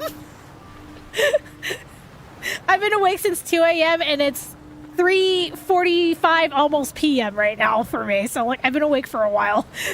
So I'm a little tired. It's okay though. Several days have passed following the island's travel guide. We explored almost every nook and cranny. Our photo album has grown too. There's Xavier buried in the sand. Oh hey, look, Xavier also got buried in sand, like me. Sleeping, Xavier wearing a vintage floral shirt. Sometimes Xavier even gets roped into doing tasks as the island's owner. He cuts fishing nets off the dolphins, scrapes barnacles off sea turtles. He went to save sea turtles! Oh my god! Oh my god. When was this photo taken? When you fell asleep on me as I sat on the beach chair. You were like a starfish. Delete it. No. Only if you delete this first. With a cooling patch on his forehead, he taps the screen and points at a photo of his abs. I don't want to delete a picture of his abs! Excuse me? I think that's some precious memories right there. He was sprinting through the sand at the time. No! That day, I dragged Xavier out to try the island sailing workshop. I want to know what it's like to be out at sea. We each get our own boat. However, whenever I glance at Xavier, I can't help but remember the diary's depiction of him as Captain Xavier. The Xavier in the diary was so calm. Why is the boat speeding up? Hey, slow down! You'll capsize at this rate! What? I won't. Yeah, he's definitely calm, but... There's an obstacle ahead. Don't panic. Turn before you crash into it. I'm not panicking. You're panicking. Xavier, please. The man's just looking out for his boat. Okay, he's cool-headed, reliable, and responsible. Oh, what just happened? Oh, I guess we did hit something. God damn it, Xavier! His boat! No! You knocked down all the obstacles? When we talk, Xavier gets off the boat with feather-light steps. The coach looks like he's aged 10 years. Oh no! Oh no! Kid, are you sure you haven't piloted anything else before? Like a hydrofoil, speedboat? What about a battleship? No, and no. If you really want to know. Also, guys, just offhand comment. Why does Xavier look especially thick right now? At this angle? You know, sometimes I forget how, like, I keep forgetting all the guys are 6 foot plus.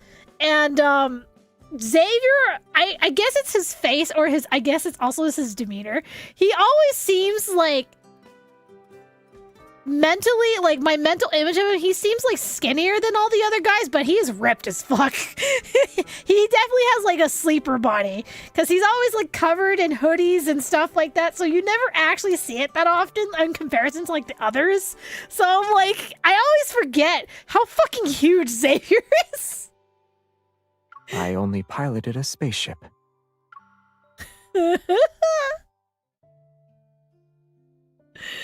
How many C's in Xavier's thick? I want to say, I would say a decent 2 C's. He's not like 3 C's thick. That's Silas. Silas is 3 C's thick. Anyway.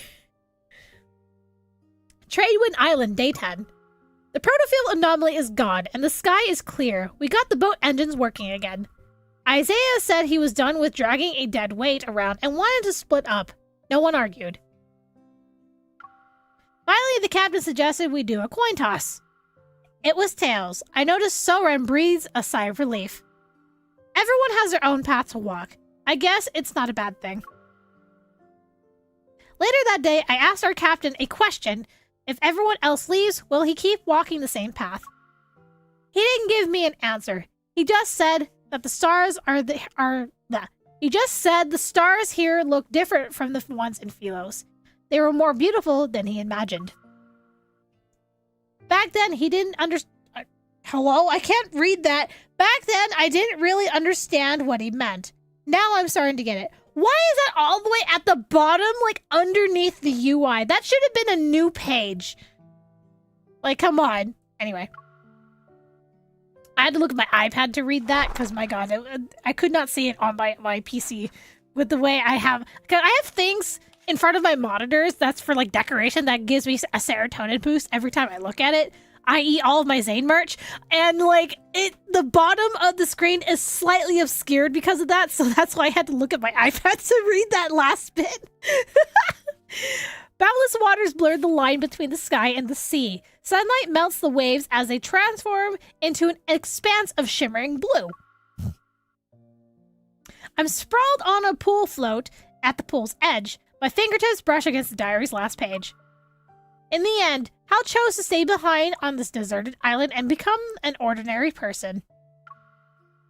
He lived like any Earthling would. He made friends, tended to Earth's plants, and tended to Earth plants with his own hands. As the waves rose and fell day after day, he watched seeds extinct in his homeland take root and grow.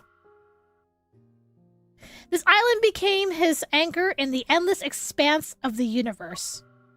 The inflatable I'm laying on gently rocks in the pool surface. It's like I'm floating on clouds. Wait, it's like I'm floating on the clouds. The sunlight warms my skin. Are you trying to use your eyes to make that cloud change shape?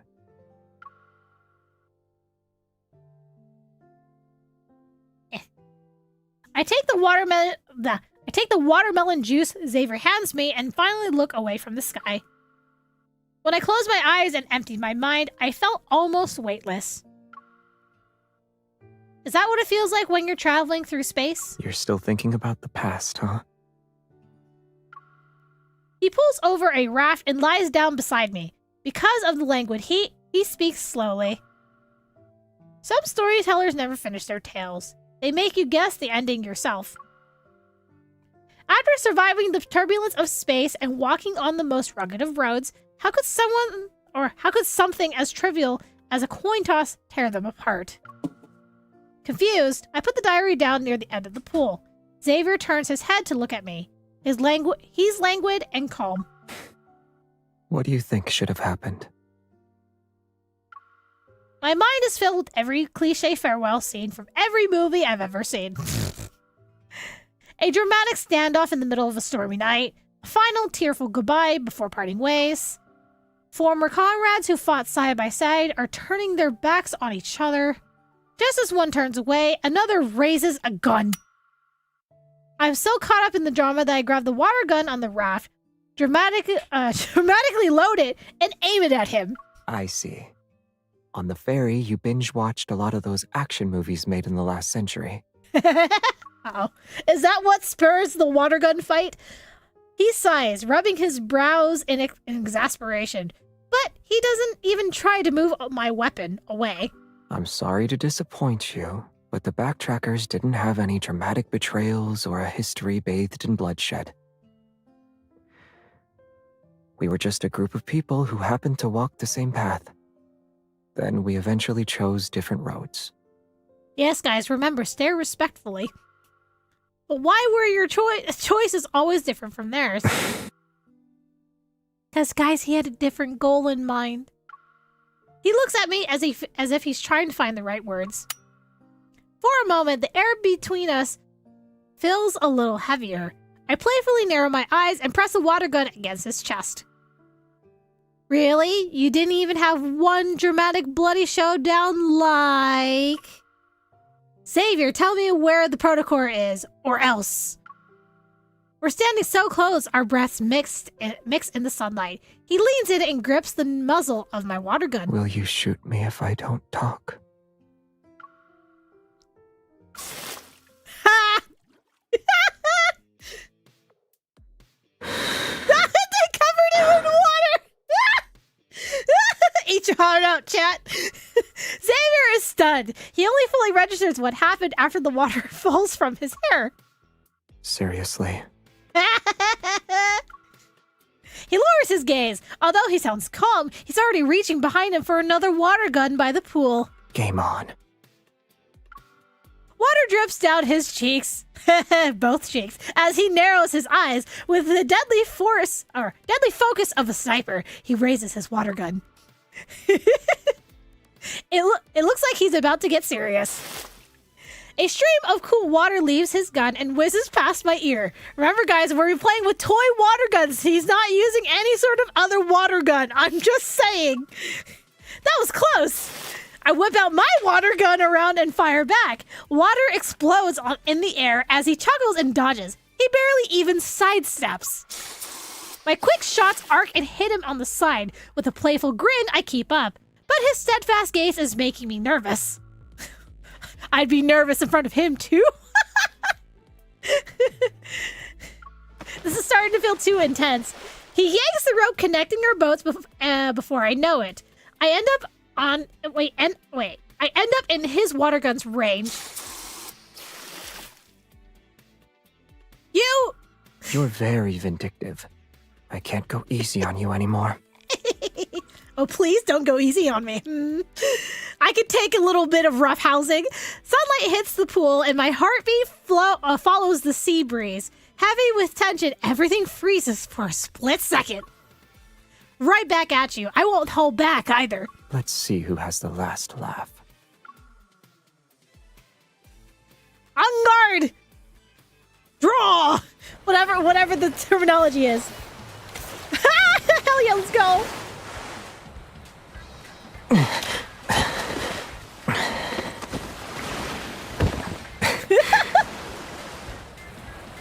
No! Take cover! Ah! Do you think you can hide? You should surrender now. No! No! No! Your weak spot is exposed!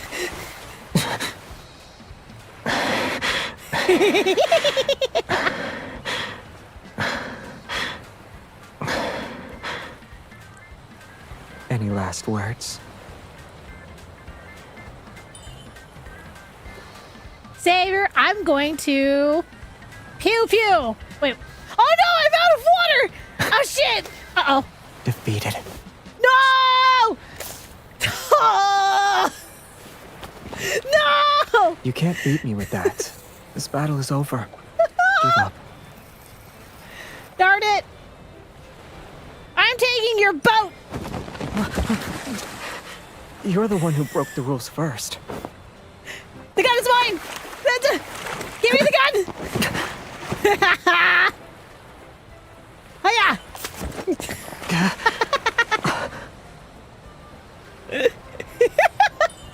Xavier, your boat is mine now.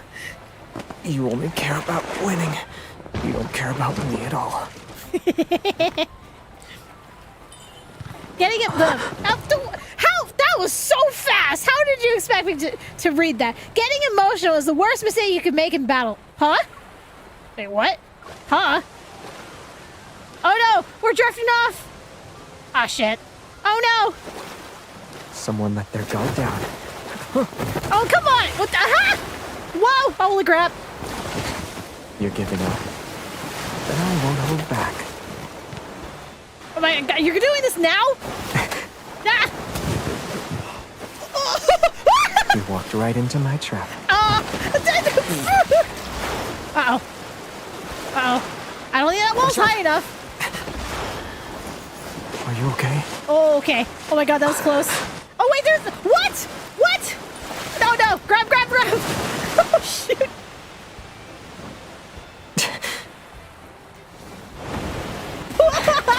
Oh my God.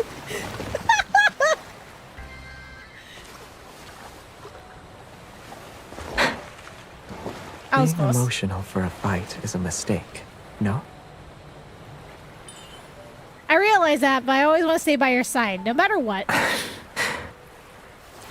If you aren't my enemy, then be the one I like. Yeah, hell yeah, let's go.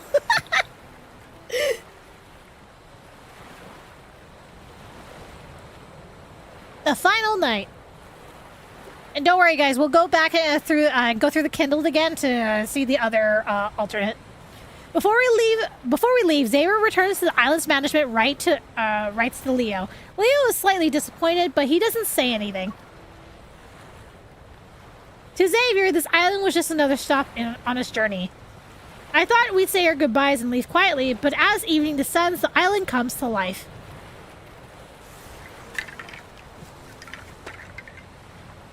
Alright, hang on. The iPad's getting really hot again. Give me 1 second. I need to put a fan on it.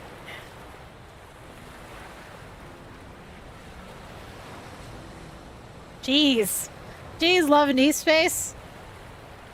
Before I know it, my iPad's gonna become Caleb and explode. Holy crap. 1 second.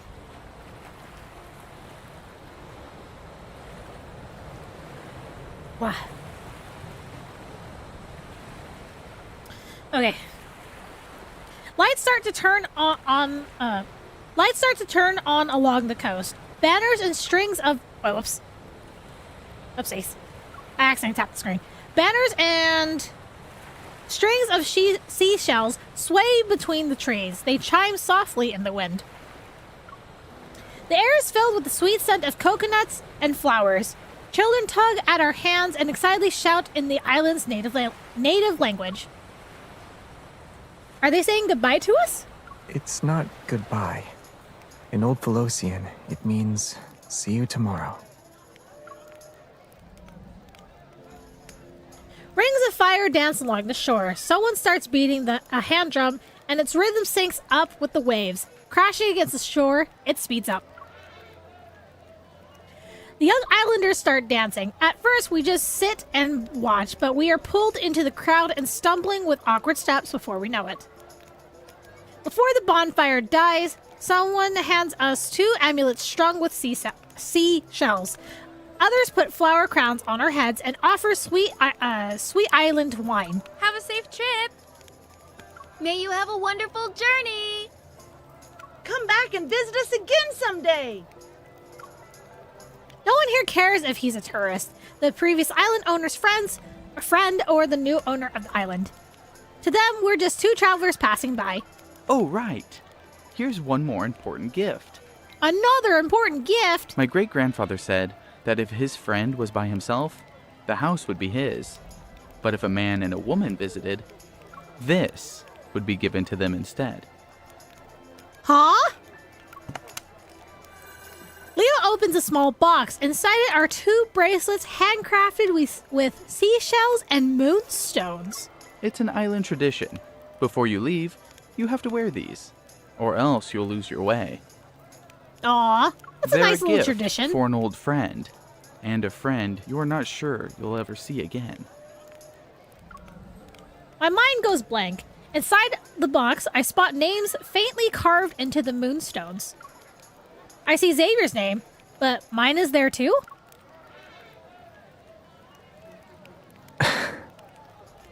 He also said that if his friend decided to leave, he should get the key to the observatory. The observatory? There's one last gift waiting for you there. It's like the island's owners knew. Excuse me. It's like the owner. Oh my god. Sorry, hang on. I needed to wipe my eyes for a second. Oh my god. What? I went cross-eyed there for a second. It's like the island's owner Hal knew Xavier would set off again. Tonight there's no moon, only a sky full of stars. Even the wind moves slowly. It breathes with the island's rhythm.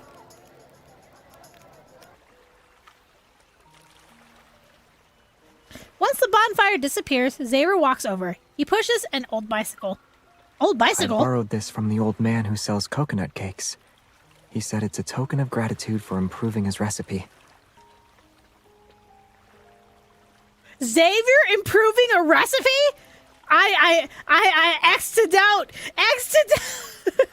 The bell is a little rusty, and the tires aren't exactly the best. It wobbles. How does your bike riding compare to your spaceship piloting? If you ignore the bumps along the way, I should be able to bring you to your destination. It'll be a safe ride. Or, you could just technically teleport us like you usually do, but okay. I toss my backpack and camera into the front basket, hop onto the back seat, and wrap my arms around his waist. I've never ridden in a spaceship with you, but this feels like a decent substitute. Backtracker 3, the Xav ship. The Xavier ship. Full speed ahead. If you move around too much, you might fall off. All right, guys. Is Xavier going to be better at the bike than Rafayel? The Xavier ship clatters and wobbles its way down the path. The mountain road is steep. The slow, bumpy ride on the bicycle traverses an incline. So what were you thinking about when the coin fell? I wondered if he had the answer he wanted back then. Or, wait. I wonder if he had the answer he wanted back then. I wasn't thinking about anything. The tires crunch over the gravel in a slow, steady rhythm. I thought our fish would be burnt to a crisp if we didn't hurry back. What? Really? When I looked up, there were so many stars. It's just like tonight. If you were somewhere else on this planet and looked up, would you see the same sky? I watch his profile in the gentle night breeze. My heartbeat speeds up as I lean against his back.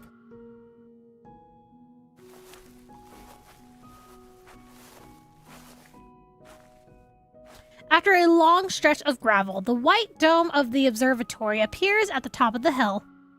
The dome is broken. Vines climb the railings. On the crooked old door, a wooden sign hangs precariously.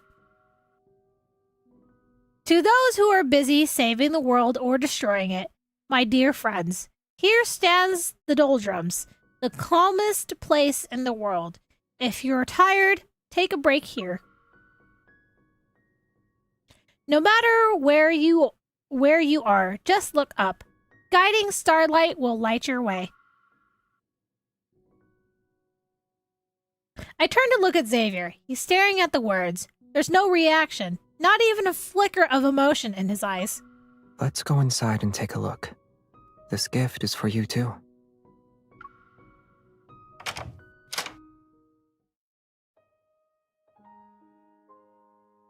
The observatory is crumbling with age. The air is thick with years worth of dust. Xavier creates a small orb of light in his hand. It shines over the peeling paint and dust-covered crates. Ew. Has no one come up here at all? In the center stands a telescope that has been abandoned a long time ago. The light touches the walls and illuminates old star charts. These maps of the sky, once made by human hands, finally greet human eyes again. The sky is clear tonight. I wonder if the telescope still works. There's only one way to find out. He slowly adjusts the telescope's angle and points it at the stars above. He gestures for me to come closer.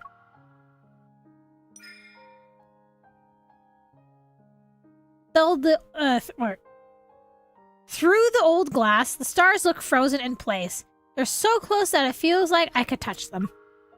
What do you see? Orion, Centaurus, and a constellation with a cross-shaped trail. It's beautiful. That's Cygnus, one of the brightest constellations you can see in summer.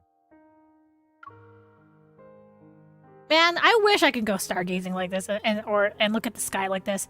Man, there's too many lights here, and the sky is never clear enough to actually look out and actually admire stars. What about that bright star to the southeast? That's Altair, which is part of Aquila.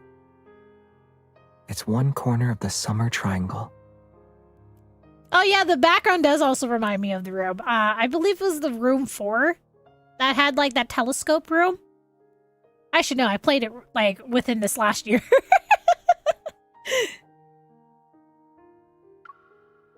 Can I see the star you once lived on? With this telescope? Probably not. He gestures vaguely toward a distant patch of sky. Starlight spilling through the broken dome lands on his eyelashes. You really did come from a faraway place. I'm dazed for a moment. It's like the universe stops spinning for a second. It's not because the stars are bright. It's because the person beside me, who's always moving forward, has stopped to look up. You're always like this, watching other people make their choices and take paths that are the same or different from yours. But in the end, very few walk alongside you. He never stays in one place for anyone and never asks anyone to stay with him. After all the years Xavier has lived through, will there be a moment when he realizes he can feel lonely? Everyone has a path they need to walk. Likewise, every star has its home in the sky. The star beside me at this moment, will it leave me will it leave someday? If you mean this one. Ugh.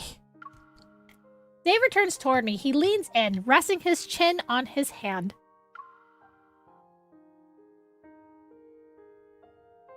He already found the place where he belongs. Oh. And maybe he found something that lasts longer than a journey.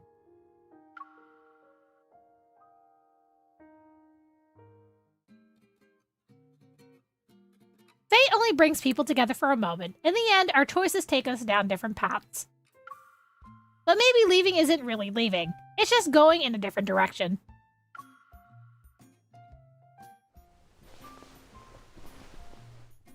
Before the plane takes off, I pat my pocket and find a coin from Tradewind Island. Let's do another coin toss, Captain Xavier. Oh, brilliant, Captain.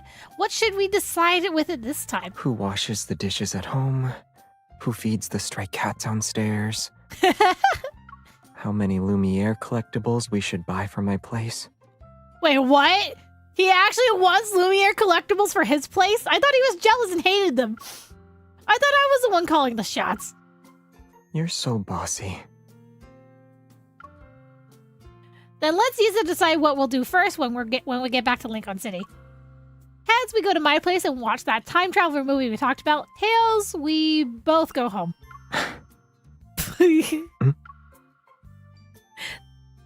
did he actually say something in this?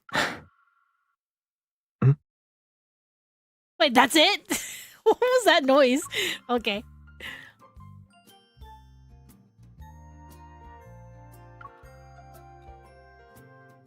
Wait, did I read that last one? Oh, wait, there we go.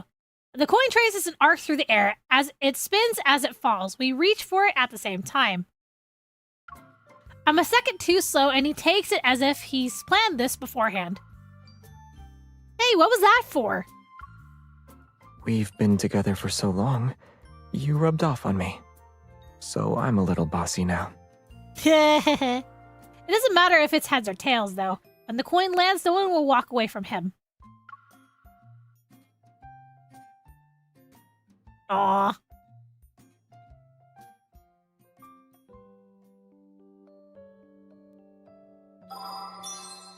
Hey, yo, let's go.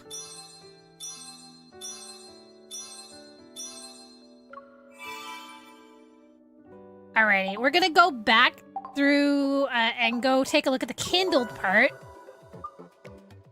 And see the other scene, which I don't know if it actually makes a difference. I think it was the last interaction once again that like changes it up.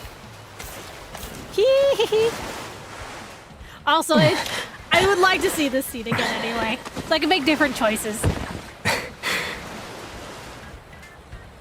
Stay cover. Do you think you can hide? You should surrender now.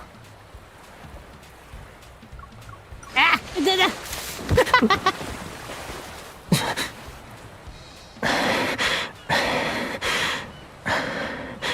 Man, we weren't moving around that much, were we? Any last words?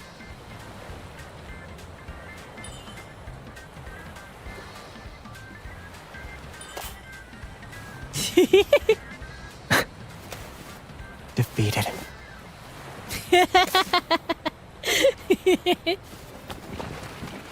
You can't beat me with that. This battle is over. Wait, so what happens if I don't, like, manage to reach for the gun? You're the one who broke the rules first. The noises he made. Okay. Like, I grabbed the gun anyway. I was hoping he would still be able to grab the gun.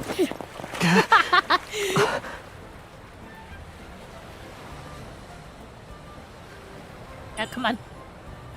There you go. You only care about winning. You don't care about me at all.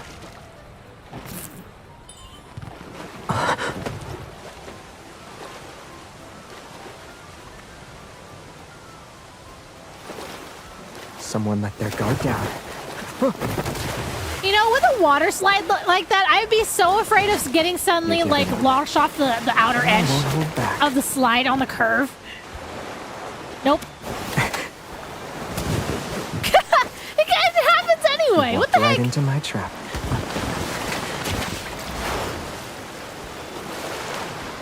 Watch out! Are you okay? Like, the only water slide that are like this big, I would only trust the ones that are actually completely exposed. Okay, here we go. Oh no! I'm in danger! Gotcha. Oh. Oh, we end up here! Oh! Guys, does this pose look familiar? It's just like the starry sky after some turbulence. Peaceful.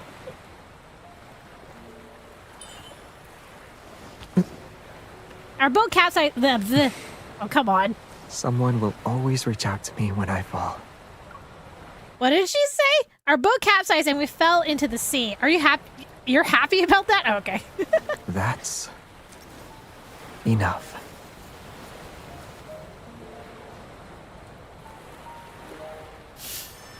I know, they did make it look like the myth. That's so rude. Okay, and there we go. That was all of Cool Splash Soak. So rude.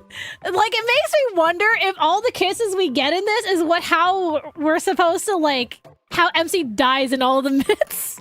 Because there's a trend right now with the myths of MC dying. Like, she died in Rafayel's new myth. She dies in Xavier's new myth. Like, is she gonna also die in, like, in Zane's, Caleb's, and Silas's new myth? And this is just our hint of, like, what pose we're gonna be in? So rude. You want to see the kiss? The kiss happened on the other scene. When they were on the floaty. Okay, we gotta go do Raphael's now. But let me see. Go here, here, here. Alrighty. So really quick, I'm gonna take a quick break because I need to go like, oh my god, because I'm so tired. My eyes are like, you know how like when you're tired and your eyes feel like kind of heavy? I have that like feeling on my eyes right now. So I'm gonna go like wipe my face with like a nice cool towel because it's hot. So I will be right back. I'm not gonna go anywhere though. So guys, I would like to ask that you take this opportunity to also use the bathroom. Go get a snack, go get some drinks, and I'll be back in just a few minutes.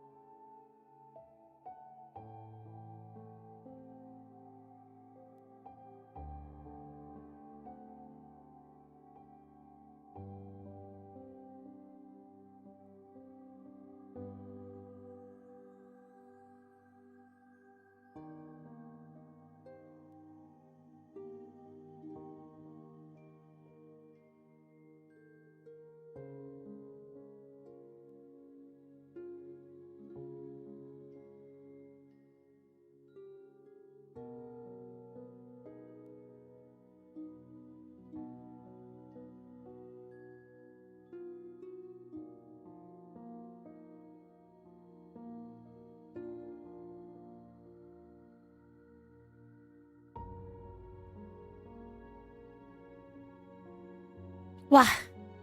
Okay, I'm back. Whew.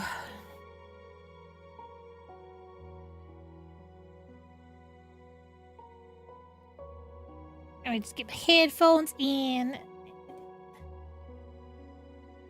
You know, I would not be surprised if Zane ends up dying again in the new myth for this year. I would not be surprised, honestly. Honestly. Ugh. Alrighty. Whew. I got myself a top up of my water too. Cause man, they're very thirsty today. Not to mention how hot it is right now. Like, holy crap. Like 90s for me. Ugh.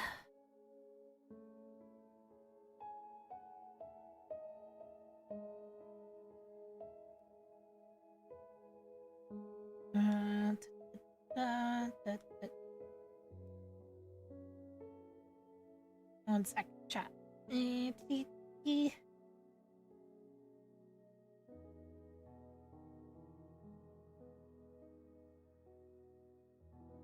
Okay. Ooh. Yeah, like, I'm not, like, honestly, I'm not gonna be surprised. Zayd has so much weight on his shoulders, and it makes me very curious of why his myth is after his birthday, because his myth last time was before his birthday.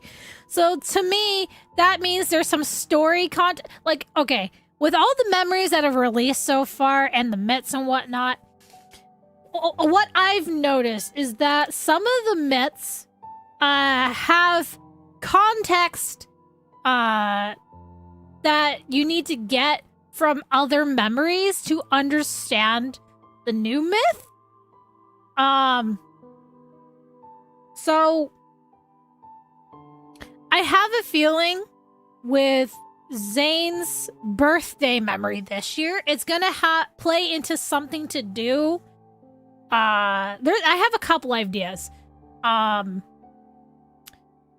Based on the fact that one of MC's new outfits is more of a wintry outfit, I have a feeling that, like, Zane's birthday memory is gonna have something to do with, like, maybe we're celebrating his birthday, like, maybe in, like, a snowy mountain, like, in some sort of, like, snowy retreat, like a ski resort or something, as an example. I don't know. And, that we may dive more into maybe what happened, God forbid, on Mount Eternal, or it's gonna reveal something more to do with the Fractal Library, like subtly, not like in your face, like, oh my god, we're gonna mention the Fractal Library or something to do with what happened on Mount Eternal, but like something like subtle, like a little story tidbit in passing, because I've been noticing a lot of the previous, like, memories, including limited run memories, have like little lore drops in the memories. Like, for example, in Zane's memory, Firework Vows in the date, we ended up encountering a person that was shot by a bullet that neutralizes evil. And the memory proceeded to, like, mention, like, oh, what would happen if Zane actually lost his evil? Like, would he still be a doctor and all that stuff? And, but the thing is, to me, it's like, I don't remember them mentioning an evil neutralizing bullet before in the main story. And I believe after that memory dropped, lo and behold, in the next main story update, I believe there was mentions more of, like, an evil neutralizing bullet being used more widespread in the main story. So I would not be surprised if something was already hinted for the myth for Zane. And it seems like to me, with Rafayel, I'm just trying to think, what would be a good connecting point? The fact that Rafayel, when we did the branching story, we, like, revived the Tome of the Sea God thing in the branching story? Like, we reactivated some, and then we reawakened it. And then we get the Lemurian Sea God myth for the next one, where you actually see him as a mermaid and whatnot. it makes me wonder for the next story update if we're actually going to see this current timeline Rafayel in Lemurian form, which is why we needed the myth context for the story, for the next story, which is why we haven't gotten another story update yet involving Rafayel and Xavier. Same thing with Xavier's, that like something to do with we might get more into Xavier's like royalty background, maybe, and maybe it's gonna get mentioned more in the next story update. So it makes me wonder if in the main story there's gonna be, or in one of these memories, there's gonna be some sort of context hint for Zane's myth, and then Zane's myth is gonna be related to the main story.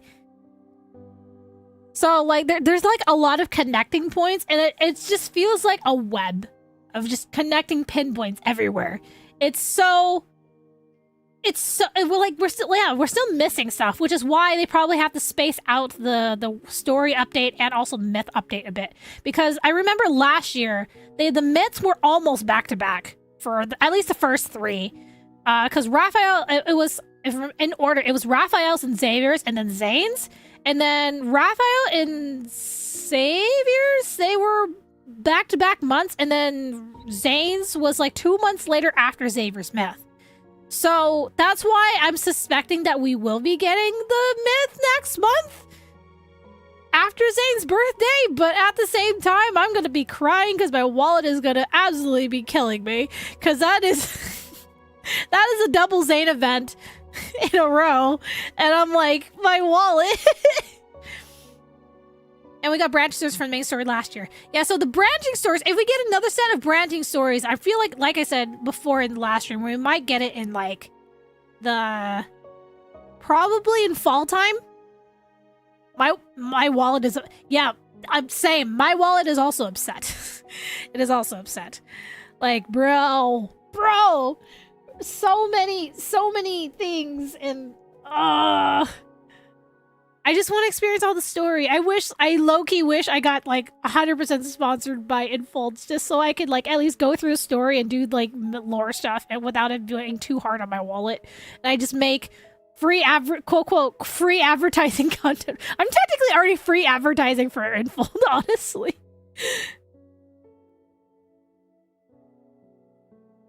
Yeah, and there's also the rumored 6th LI, which, like I said, at the earliest, if they do release them, it's probably going to be at least around 2nd year anniversary time at the earliest, if they do.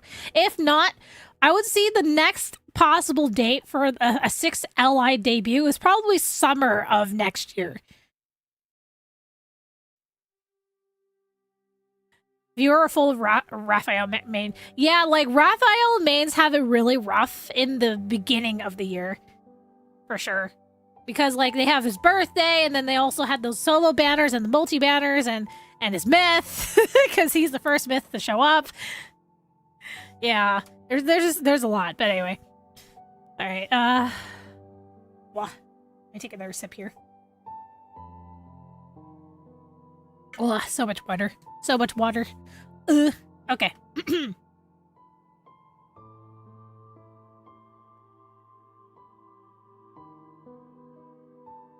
Wow. Yeah, so I'm honestly excited for at least more story content, because like I really want some more story content. Like I'm so broken over the last story update. I'm like, look, put out some more story content so I can kind of forget about it for a little bit. Like, distract me with other content, please. Please. Anyway, we're gonna go ahead and get started with Rafayel's new memory now. Blah, blah, blah.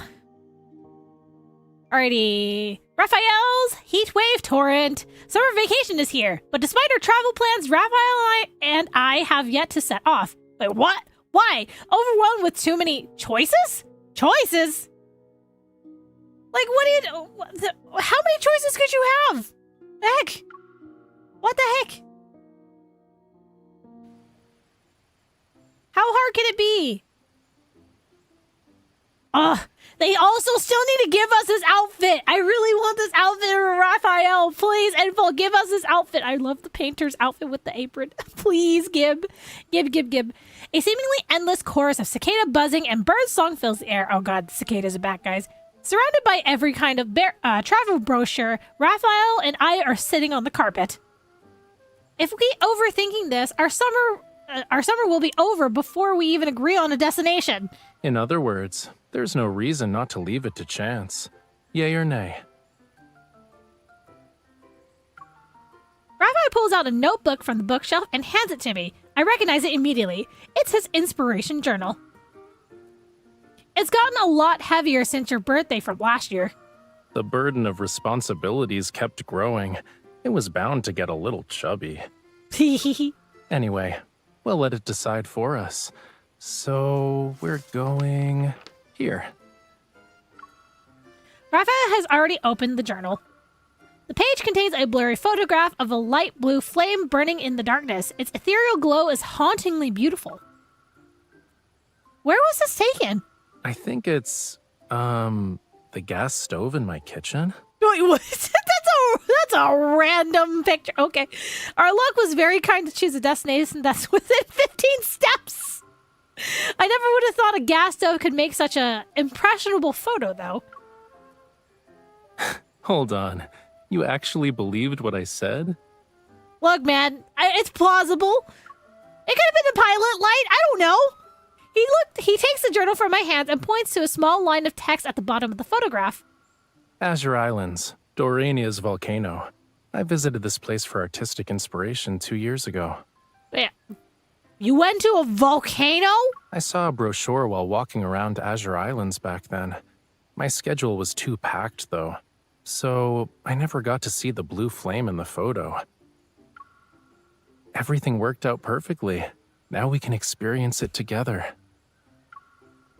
Rafayel appears to be satisfied with this outcome. He already pulled out his phone to search for the next available flight to Azure Islands. Wait, aren't we being a little too hasty? You picked a place we've already visited just like that. Think of it as continuing a journey I never finished. Sure, the scenery is the same, but it'll feel different when I see it again after such a long while. I pick up Rafayel's inspiration journal. Unlike when I first saw it, the pages are increasingly familiar as I flip through. Almost every entry traces moments we've experienced. Cave explorations, pretending to be a castaways at White Sand Bay, sketching in Wisteria Grove. Only the last page is empty now. Wait, were all these referencing previous memories? Cave explorations, that was Wander and Wonder. Sketching in Wisteria Grove, that was the recent spring and flowers banner. Pretending to be castaways? Was that branching? That sounds like branching story. I don't know. I could be wrong though. It deserves to retire. Let's use this trip to give the inspiration journal a perfect ending.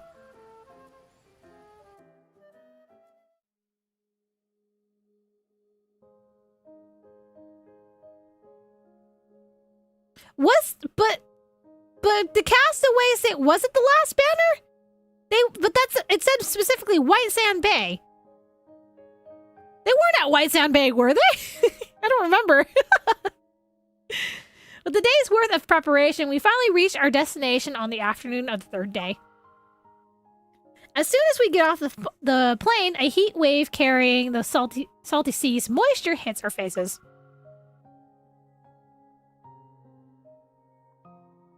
While waiting for our ice cream at the airport, an advertisement on the screen beside the small shop catches my attention. Oh yeah, that's right. His house did disappear. We were at his house. I forgot. Okay. Yeah, you're right. This blue flame is one of a kind, and it's hidden deep within Durania's caves, the volcanic island. Durania contains large deposits of pure sulfur. They turn blue when ignited by lava. Okay. Oh, whoops. I skipped the NPC. Here you go. 2 raspberry sea salt swirl ice cream cones. Enjoy your stay at Azure Islands. I swear, that still looks like Azure Islands to me, but okay. Thank you. Taking the ice cream cones with 2 scoops each, I start eating while I look for Rafayel. He has his sunglasses on. Stranded, Rafayel is by the luggage cart. While he's staring into space, I push the ice cream cone toward his lips. You're still not used to long flights. Let me save you. A flight that's over 10 hours is humanity's airborne prison. How did you get here before? Did you swim? Of course not. I had 2 dolphins to act as my ferry. Not the dolphins? Dolphins? You're fine if you could still crack a joke. I lead Rafayel out of the airport to enjoy the refreshing sea breeze. When I glance at him, I see he's looking something up on his phone. I lean in to get a closer look. Hotel shuttle bus luggage service. We're not going straight to the hotel? Didn't you say you wanted to eat at the market when we were on the plane? If we go there now, we won't miss out on anything. God, he sounds so dead. I did. Are you sure you can do it now, though? Rafayel holds up his phone to show me a picture of food, and my stomach betrays me. Its growl is audible. A minor issue can't get in the way of our food hunt, cutie. Let's go.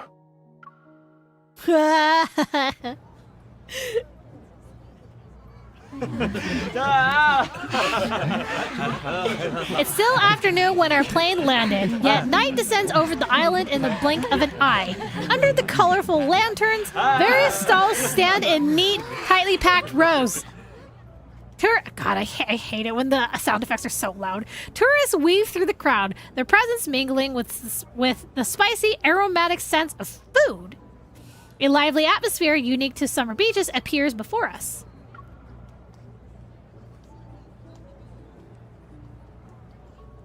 The pleasant temperature by the sea and maybe the therapeutic power of delicious food have finally restored Rafayel's energy.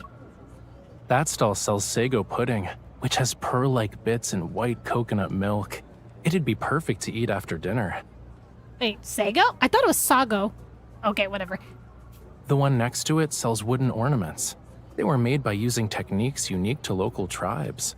Very few know those traditional crafting methods now. Let's finish the grilled sweet shrimp, fish balls, and stir-fried seafood noodles before we visit the pudding stall. Oh my god, how much food are we eating? We're gonna get sick. Yeah, I thought it was sago, right? Like, because I know that dessert, but I usually hear it pronounced as sago, not sago. But okay, I don't know. As I browse the market while listening to Rafayel's explanations, I realize we've almost went in a circle. Can't shake off the feeling that something's off. Rafayel, have you noticed how the lines get longer wherever we go? As Rafayel looks up, the people around us fall silent for a moment. Most of them guiltily avert their gaze, but the identical snacks in their hands betray them. A little girl standing nearby tugs repeatedly at her mother's hand. What? Mommy, aren't we going to buy the sago pudding? That handsome man said it was really tasty. He's influencing the locals! Wait, what? Holding back my laughter, I lean in to whisper into Rafayel's ear. Looks like you have a real talent for being a tour guide, handsome man. And you have a talent for being a hunter. You're always observing your surroundings. Wait, what's wrong with him eating seafood and he's a mermaid? What else would they eat? As the market becomes increasingly crowded, I pull Rafayel away from the throng of people.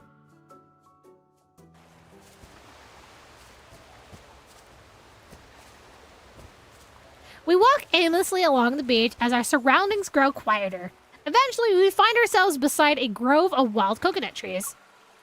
The coconut tree stands tall and casts a dappled moonlight reminiscent of silver fragments across the soft sand. Their leaves rustle and whisper in secret conversation with the sea breeze. That's pretty fancy wording there. I knew it. Some views can only be discovered when you leave the crowd behind. The coconut tree grove looks beautiful under the moonlight. I pull out my camera and start taking pictures. Meanwhile, Rafayel seems to be lost in thought. Now that you mention it, this place does feel kind of familiar.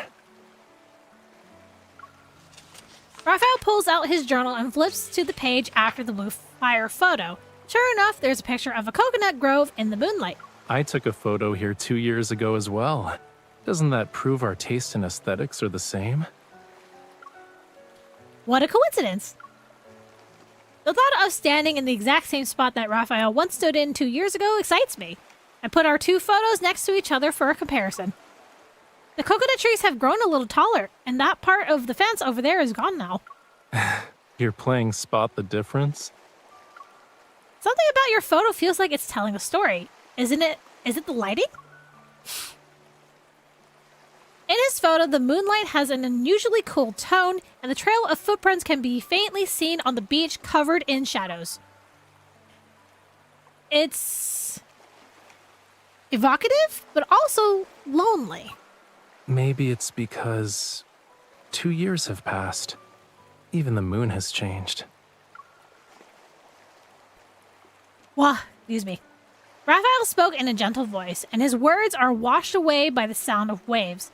I make a frame with my hands, pointed at him, and study him carefully. Did you get taller? What other changes have you experienced? Rafayel reaches out and covers the frame I've made. Stop looking through your hand camera. Use your eyes to see me as I am. We can wait 2 years. Then we'll figure out if anything has changed. Haha, he's implying that we'll be together for 2 years. But the focused expression on his face makes it seem like he's trying to capture my current image with his gaze.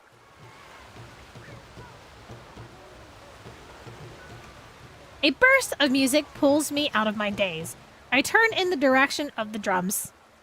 What's that sound? It's probably the locals having an outdoor gathering. They say it originally started as a way to welcome people who return from sailing. It then developed into an annual summer festival. You've experienced it yourself? Yup. But as soon as I got close, a very enthusiastic man had me dance with him. I didn't even get a chance to take photos as a memento. Come to think of it, I rarely see photos of you. Didn't you sneakily take a few of them today? We can get those developed once we're back. Wait, what? I was about to say, wait, with the game glitch, it suddenly got brighter. Okay, a beam of light from the lighthouse sweeps towards us and illuminates our tranquil corner of the beach. In the brief moment, I catch a glimpse of Rafayel's profile. He's unable to hide his smile. Since he already knows what I've been doing, I boldly raise my camera. Come on, say cheese! Hehehe.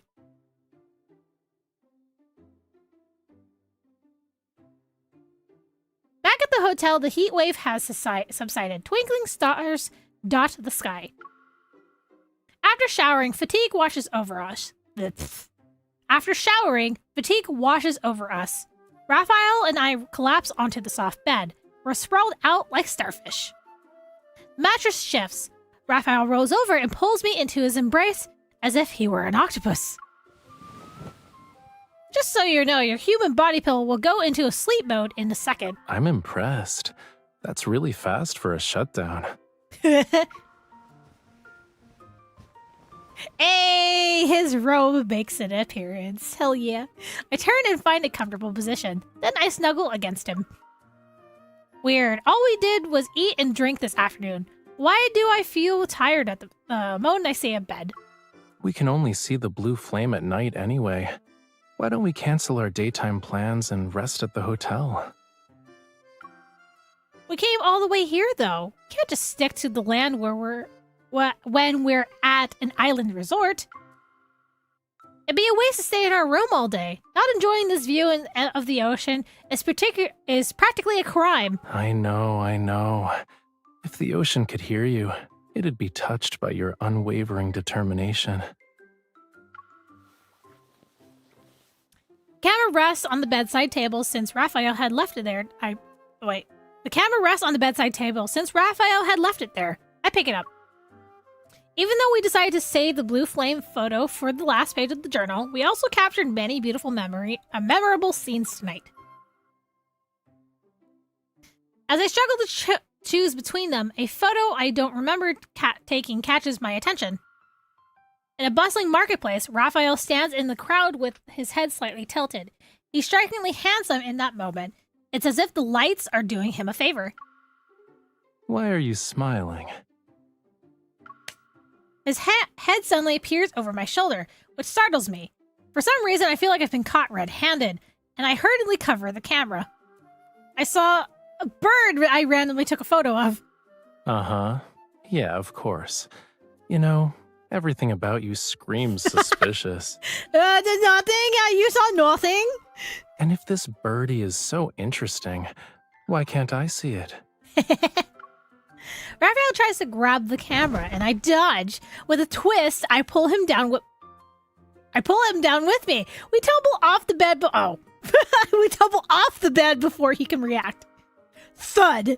Raphael becomes my human cushion and absorbs the impact of my fall.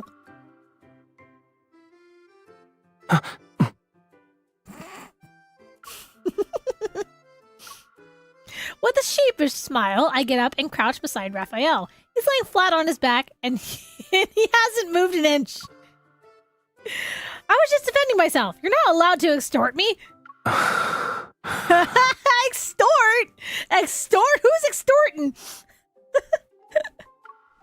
Raphael turns to look at me, and his eyes full of disbelief. I pat the thick carpet beneath us and stand up. I guess I broke you. I'll ask the front desk for a wheelchair. I'm about to leave, but he grabs my wrist. Then Raphael sort of sits up. Wait, sort of sits up. He leans against the bed and messes up my hair to avenge himself. Miss, I have a feeling you left your compassion on the beach. You were very agile when you tried to take me down. I'm pretty sure you can climb a volcano right now without breaking a sweat. Wait, what? No, I did not right now, no. I stopped Raphael's hands from wreaking havoc in my hair. I used this opportunity to lean against his shoulder and hide my attempt to stifle my laughter. What? Are you trying to put it on me now? You grabbed the camera first. You're the one at fault here. My entire body hurts. I can't get up. Before I can continue, Raphael picks me up and places me on one of the balcony's lounge chairs. Excuse me. I thought you were going to throw me off the balcony. Why would he do that? Lie down on your stomach. Why? Why? Although I'm confused, I lie face down in the lounge chair. Through the reflection in the glass window, I see Raphael walking back to the bedroom. He bends over and starts rummaging through a shopping bag. Also, hi Nigel, you're a nerd. Footsteps approach and I turn my head. He's holding the coconut oil we bought at the market. What are you doing? Don't move. Raphael? What are you doing? What are you doing with the coconut oil? Raphael quickly answers my question with actions. He presses his warm palms against my shoulders that are exposed to the cool night breeze. He gently massages my sore shoulders and back. Are we getting a massage? My heartbeat quickens because of his touch. Yet when I catch a glimpse of him being focused, I feel like teasing him again. Oh no. My lower back is also a little sore. And my calves. You really do have me at your beck and call, huh? It's like you're an expert at giving me orders. Immediately, Raphael's fingertips move to my waist. It tickles. His motions are deliberate and unhurried. Amidst the sudden quietness, my heartbeat is almost definitely loud. You feel warmer now. You don't have a fever, right? No. I'm just feeling a little warm. We're in the tropics after all. Should I turn up the AC for you? Pressure on my back was making my heart rate stops. I have a moment of relief, so I turn my head to look back at him. Raphael didn't move away. On his face, I see a very amused, playful smile. I freeze. I've been caught. Oh, you're really stiff. I guess you need a longer massage. And I'm pretty sure we have a lot of vacation time. Right? Under the warm yellow light, the giant shadows of palm tree leaves sway gently in the breeze. The pleasant fragrance of coconut fills the room.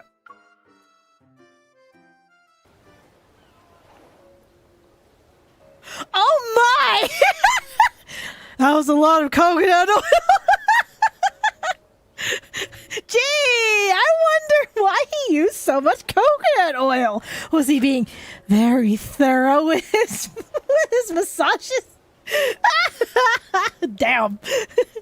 After getting a good night's sleep, I stand on the deck. The cool sea breeze is refreshing. This should have been a perfect morning, but... No ship. Go away. No stop. Huh? The man wearing miner's clothes is animated. His arms are across as he frantically shakes his head. No go island. Huh? We can't visit the island? According to Rafayel's plan, we were supposed to get on a yacht so we can get go to the most important destination of our journey. Durania, a volcanic island with a flame that's one of a kind.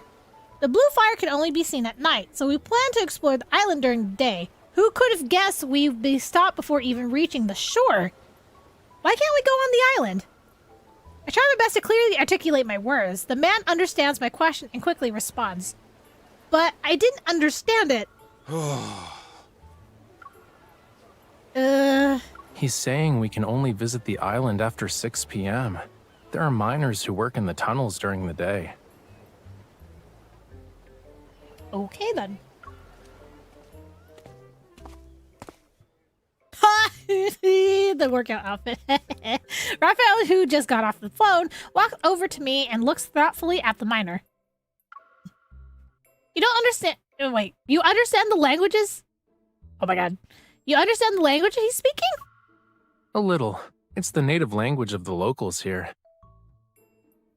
Oh, come on, Rafayel. Why do you have to turn around?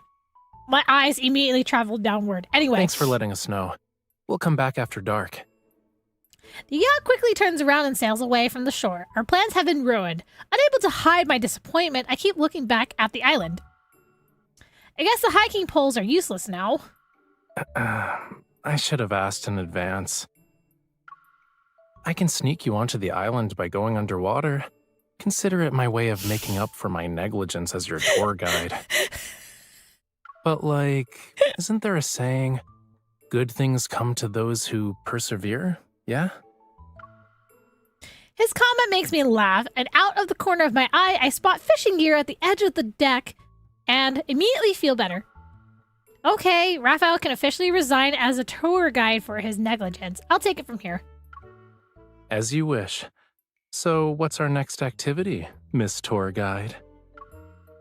It's almost noon. Are you hungry?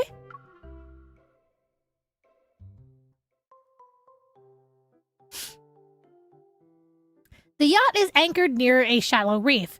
This small island is one of the smaller resort areas, and it's close to Durania. A flash of whoa, jeez. Sound effect scared me. A flash of silver light appears beside me as Rafayel skillfully reels in his catch. He raises his arm, and the lively fish splashes water droplets while thrashing about. Miss Tour Guide, you won't catch anything if you keep staring at my fishing rod.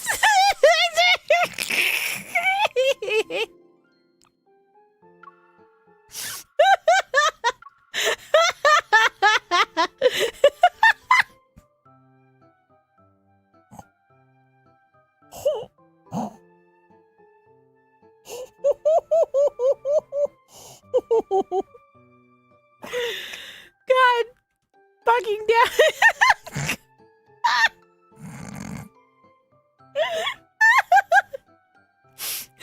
Guys, please tell me I don't need to explain that one.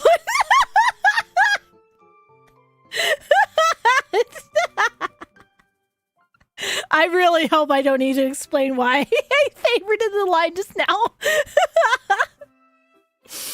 He's showing his rod and waiting for a response. Yes.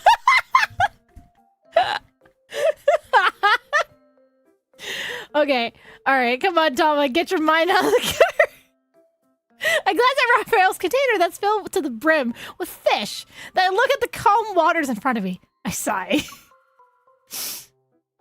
I underestimated how much your subjects adored you. They probably worry that you won't have enough to eat. Out of all the things I could have chosen, why did I go with fishing? I challenged Rafayel to a fishing competition, and as expected, the result is a crushing defeat. What was our bet again? The loser will fulfill the winner's request? I need to find the guy who said fish have a bad memory. It's been 2 years since they've seen you. Not only do they remember you, but they also keep leaping into your trap to throw you a reunion party. The small fish in Rafayel's container suddenly start jumping around. It's as if they're responding to my words. I laugh. They've never actually seen me before, though. This is more like a welcome ceremony. The ones that saw me 2 years ago should be their grandparents. Okay. Then you must be a legendary figure in these waters. The older fish probably tell bedtime stories about you. I clear my throat and imitate an elderly voice. Back in my day, Grandma was caught by a fisherman, but then she discovered he was actually the sea god. If they knew we were hungry right now, wouldn't it turn into a horror story? Which, makes a fry's scales stand on end? Besides, your story isn't really accurate. I never fished here before. I had other plans at the time. There's an underwater volcano about 5 kilometers from Dorania. It erupted 2 years ago, and I decided to go see it. Yeah, all this talk about fish is making me hungry for sushi. Not gonna lie. You wanted to witness an underwater volcanic eruption? I heard about it from my elders when I was a kid. I was curious, so I paid the volcano a visit. I guess this counts as another exclusive Rafayel attraction. It's like the pink ocean and the secret hideout you showed me. Miss Tour Guide, don't tell me the next stop is an underwater volcano. What if we go there now? Unfortunately, it's dormant now. So, we'll end up with a normie, black mountain. I'll make sure to have an itinerary of exclusive Rafayel attractions for you next time. But the why do I need an itinerary when the attraction is right here in front of me? The boundless sea unfolds before my eyes while an unknown, wondrous world remains hidden within Rafayel's memories. And I'm just a newcomer who longs to explore this fascinating place.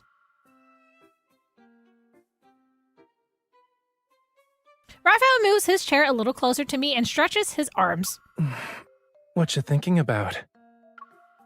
You should publish a travel photo book featuring these rare underwater landscapes. I'm sure it'll be incredibly popular. To put it in Thomas's words, aesthetic value would be great, but in terms of practicality, it's useless. It'd be hard to find people like you who are willing to walk 5 kilometers along the ocean floor with me. And it's just to watch an underwater volcano erupt, I might add. The sunlight reflecting off the ocean dances across our faces. It's as if it could melt us. I'll take that as a compliment.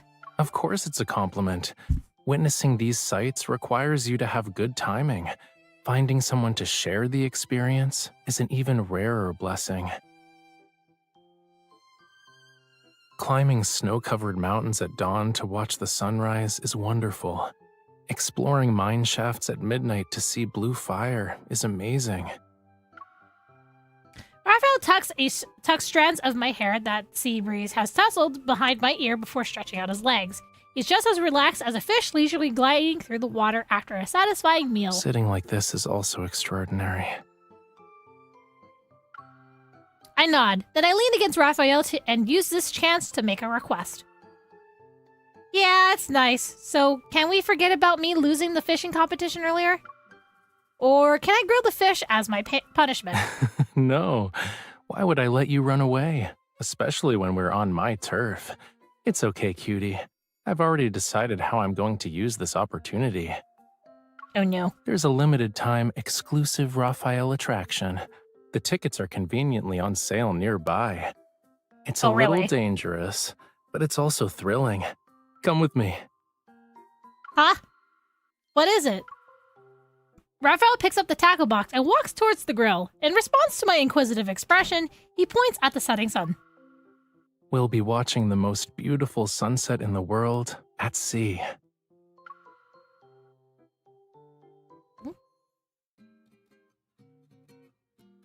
Ah! While enjoying the crispy grilled fish, I occasionally glance toward the shore. Raphael is standing on the beach as he talks to a stranger. Hmm? They quickly reach an agreement. The man turns to leave as Raphael walks towards me. I've made arrangements with the Wyvern coach. If we start the lesson now, we'll be just in time for the sunset. Oh? Wyvern? The man leaps up from the sea while spraying water. From a distance, he looks like he's a flying fish soaring above the waves. Woohoo! Following his movements, a long hose sprays water in beautiful arcs. After spinning several times in the air, the man lands right in front of us. Whew. Whoever has the better balance can take the coach position. Wait, what? This is how we're watching the sunset? It's definitely something you do. I don't mind, but aren't you afraid of falling? We're over the sea, so there's nothing to worry about. Falling will be like going home. But also, he's also afraid of heights. But okay. Now it's not the time to be afraid. We agreed to master this hydroflight-like sport before the sunset appeared.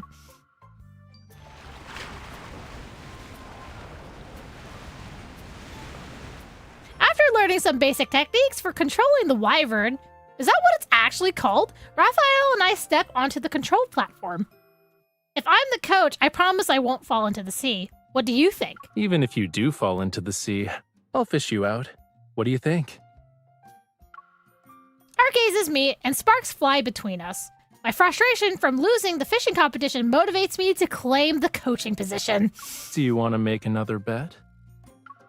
Sure, let's test our balance. Whoever falls off first loses. Deal.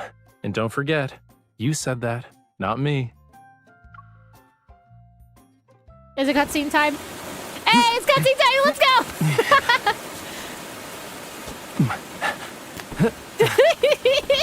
I'll wait for the right moment. Oh yeah. No! Ah.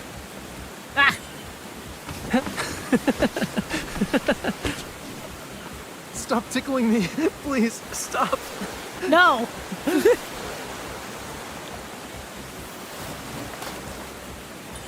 Nope. Don't touch that spot. It tickles. Wait, do I have to keep doing the same thing?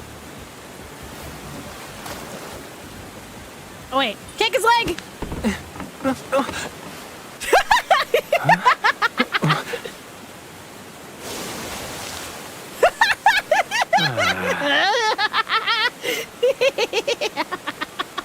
Hell yeah! Are you alright? That was child's play. The Wyvern can't be malfunction. His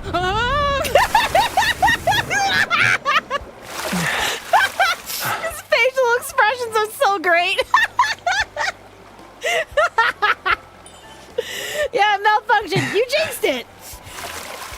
Falling into the sea with you isn't that bad. What a dork.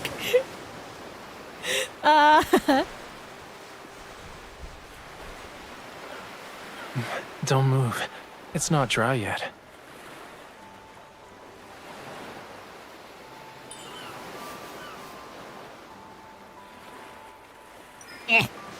Gotta dry you off too.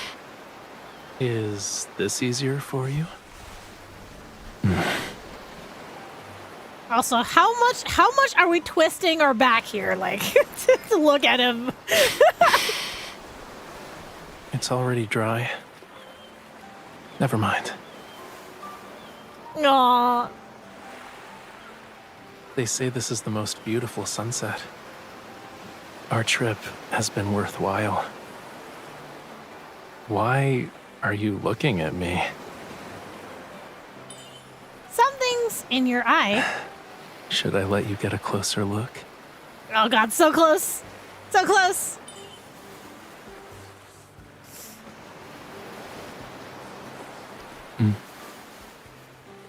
the best sunset.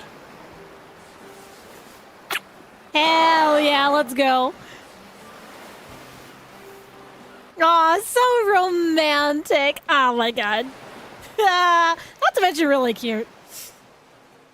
The sunset's warm glow disappears on the horizon as the yacht finally sails back to Durania. I can make out the volcano in the darkness, and leaning against the ship's railing to view the night scenery is relaxing. However, do I really need to wear all of this, Rafayel? Wear all of what? Rafayel is carefully examining the multiple layers of protective clothing I'm wearing. At midnight, the sea is a lot colder, and the volcanic ash concentration is high. Having proper protection is never a bad idea. What am I, in a, like, full covered suit? Like, what are you making me wear? You know, you look really cute when you're wrapped up like a burrito. As I struggle to lift my arms, Rafayel quickly takes a picture of me. Okay, this might be showing my age, but I would like to imagine that Rafayel dressed up MC like the little brother in A Christmas Story. If you guys are not familiar, it's a really old like Christmas movie about like a family, like and the parents, whenever they send the two boys out, the younger brother is always like bundled up in like multiple like layers of jackets and shirts, and all the way down to like a scarf that wraps all the way around his head like multiple times, and he's so bundled up he can't even put his arms down. That's what I feel like Rafayel has done to MC. If you don't know what I mean, just look up A Christmas Story and then the jacket scene. I think that's like how you can look for it, the jacket scene with the little brother. Just look for a little kid wearing a very like thick, puffy red jacket. That's the scene I'm talking about. He can't even put his damn arms down. It's so funny.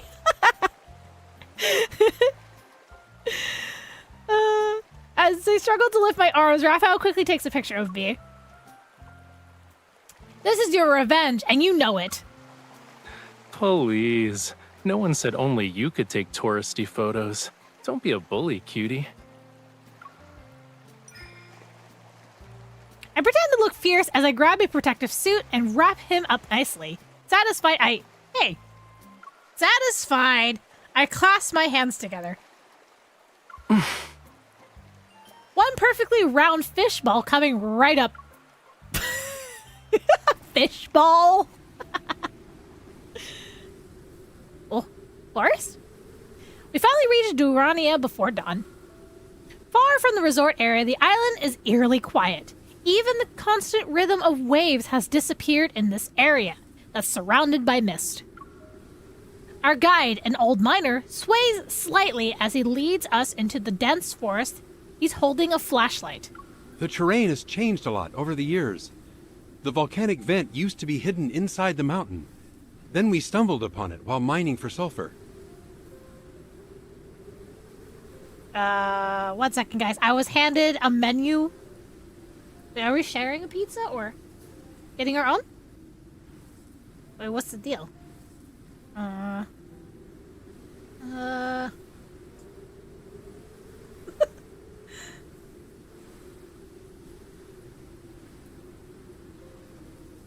You're being distracted. You're being distracted. Sorry, the boyfriend's interrupting.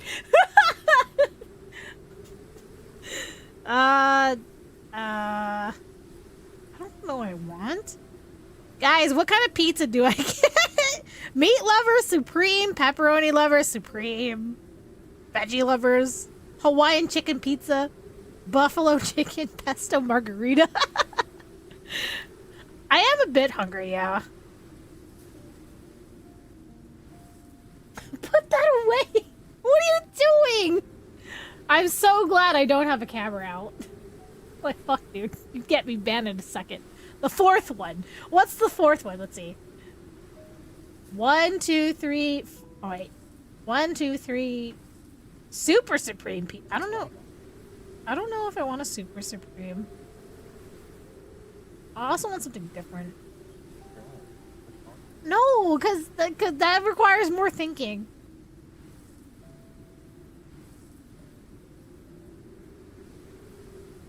I'll get this one.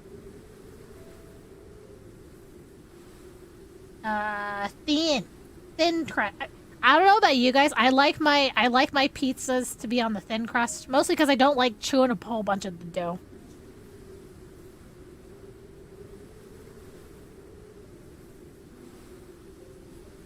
There. All right, back to this. The terrain has changed a lot over the. Oh wait, no, that's the guide. The blue flames you want to see are inside one of the mining tunnels. The thin mist disperses with the wind. Moonlight filters through the gaps between the tall trees, and we can faintly make out the mine entrance nearby.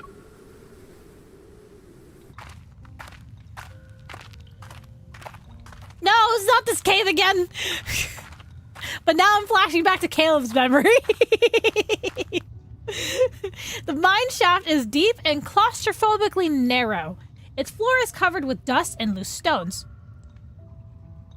Are we really the only tourists on the island today? Probably.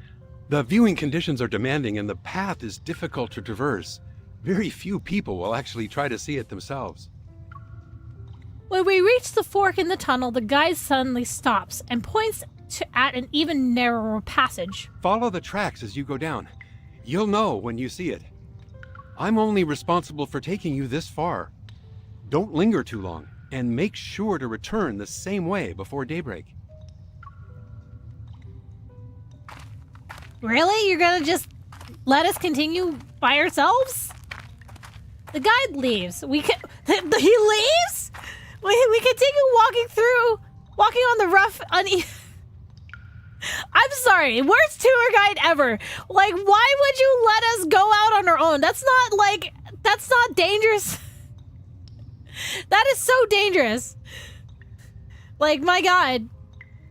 Just saying, if a tour guide ditches you after getting to a certain point, if it's like, all right, guys, you're on your own. No, worst tour guide, get your money back. No. Don't. The guide leaves. We continue walking on the rough, uneven ground. Rafayel carefully traces his finger along the rock wall as we move. This really is his first time here. I don't think we have the blue fire all... I didn't think we'd have all the blue... Oh my God. I didn't think we'd have the blue fire all to ourselves tonight. We're lucky. Tourists usually flock to these attractions that are one of a kind. Yeah, but this is more dangerous.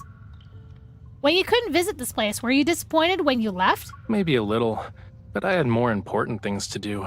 It was hard to justify staying for a minor point of interest. Looking back now, missing it then is a form of luck. You said that regret adds character to your life, right? Rafayel is momentarily stunned. Then he taps my forehead. You have a good memory. You even remember things I said in passing. It's because I have my own Rafayel inspiration journal. My voice echoes and reverberates back into my ears. I open up my mouth and continue speaking in a quieter voice. Your words, your paintings, the songs you recommend, the stories you tell, I collect them all in my journal. Each page I turn reveals a more complete picture of you, Rafayel, and watching it gradually become thicker gives me a sense of accomplishment. Didn't you say your inspiration journal is the compass for your creative work? Well, mine always leads me straight to you. I hear Rafayel's muffled laughter beside me and quickly grab his arm. Seriously, though, I'm still waiting for you to finish How to Care for a Lemurian. When will you submit a draft? You're very demanding, cutie. We're on vacation and you're hounding me about deadlines. I'm not missing those deadlines on purpose. It's just that you don't need a beginner's guide anymore. You're taking care of this Lemurian perfectly. Yeah. The Lemurian who's living by your side is healthy and happy. His praise catches me off guard. Unable to hide my smile, I pull his hand and walk with my head down. Of course. Let's keep going. We need to leave before the sun rises. Look up. I think we're here. We've reached the end of the tunnel before I realize it. Around the corner, a cave glows with mining lights. I hold my breath and pull Rafayel inside with me. My brain misconstrued those words and painted a very not safe for work thought in my brain. Thanks, brain. But I only find a few massive rocks inside. It's indistinguishable from any other mine. It's just more spacious. Did we take a wrong turn? There weren't any branching paths along the way, though. Rafayel doesn't speak. He gestures for me to listen carefully.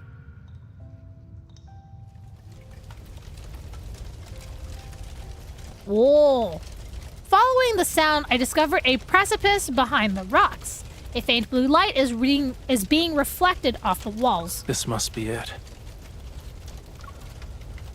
We exchange a glance before peering into the depths below. In that instant, blue ignites our gazes. The cavity isn't deep. However, within it are magnificent blue flames. It's a spectacle that seems to belong to another world. At the bottom of the cave, the blue flames merge into a lake of fire. Blue sparks continuously rise and burst. They resemble sea spray. A bottomless pool of magma lies in the center of the lake. The texture of shiny crystals shimmer with an otherworldly gleam. It's so bright that it's almost blinding. We silently stand side by side, and only the sound of burning magma is in our ears. Sorry, accidentally tapped it. A long time passes before I open my mouth. A lake fire. This is incredible. Yeah, this trip was worth it. That also sounds so dangerous, by the way. We sit on the rocks beside the volcanic vent while mist drifts by. Aren't you guys hot? I would think if you're nearby a fire enough to see it, it would probably be scorching hot in there. I'm just saying, and technically speaking, if it's a blue fire, that means that fire is really, really hot. Like, I mean really hot.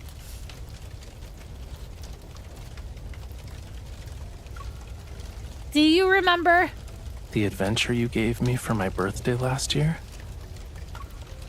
I pull the inspiration journal out from the back pocket and open it. The luminous blue flame illuminates a photo that had been cut from a brochure. The photos never match reality, but this seems even more perfect. Maybe it really did only have a small flame like a gas stove 2 years ago. We just happened to arrive at the moment when it's at its best. I flip to the last blank page and wave the journal in front of Rafayel.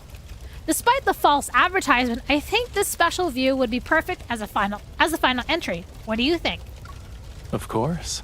I'm honored the dedicated photographer who accompanied me here is actually asking for my opinion. I position Rafayel in the perfect spot, step back and find the best angle, and pull out my instant camera.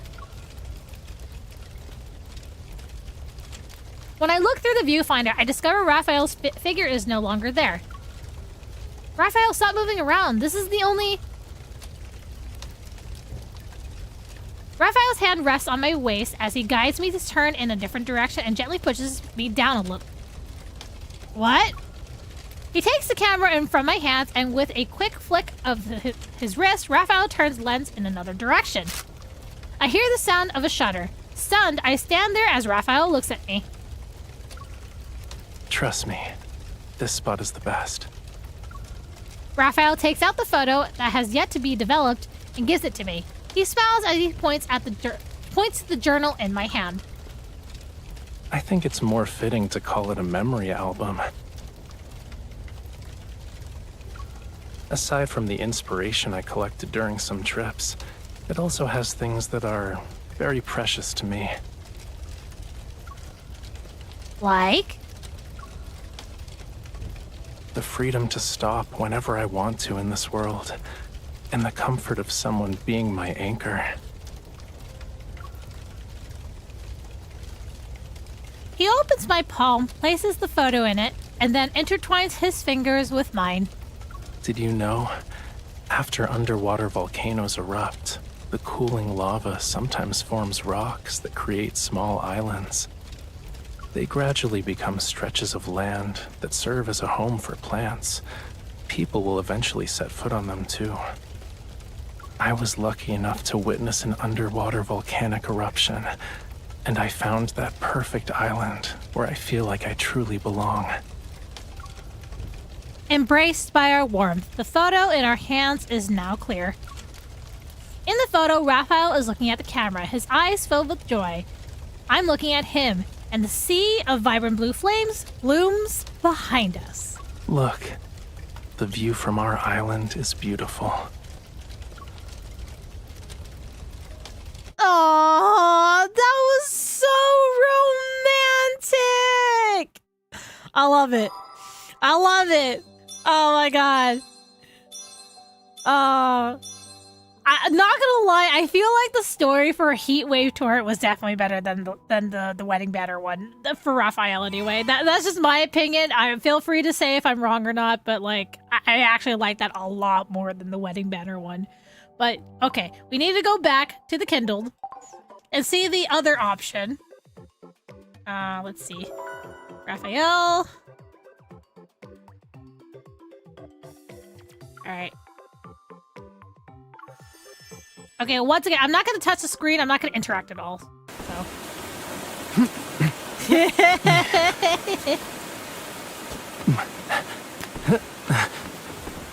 I'll wait for the right moment. God, honestly, you know, looking at this, I don't think I would ever want to actually be on this thing. Honestly. You need to practice some more if you want to ambush me. Nope. Nope. Yep, just gonna stare at his abs, yep. I guess that move is called playing with fire. Nope. Nope. Did you set yourself up?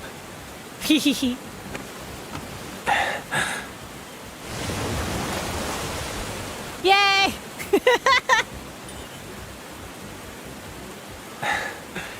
Do you want some excitement? You better hold on tight.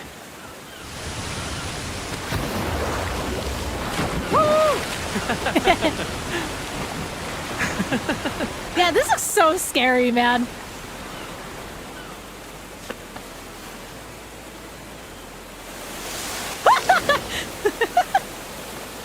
Damn.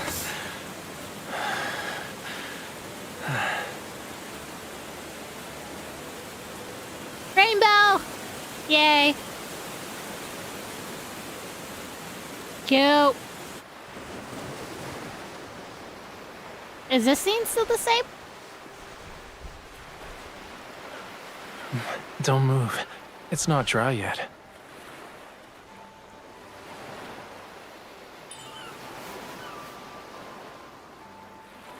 Eh. Is this easier for you?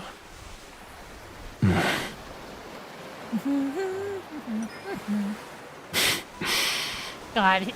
Man, It's already Rafayel's so dry. stinking cute, man. Never mind. They say this is the most beautiful sunset. Yeah, it seems like this part Our of the Kindle trip was the same. has been worthwhile. Why are you looking at me? Should I let you get a closer look?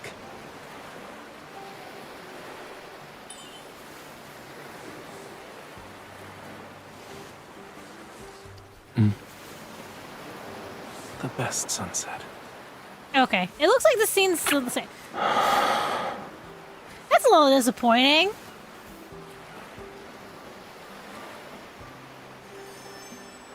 I mean, I guess it means that you get the kiss either way, but like everyone else, like they had different like ways that the Kindled ended. The heck? I mean, okay, I guess. I was hoping that there would be like a different scene like after that. Oh man. Alrighty.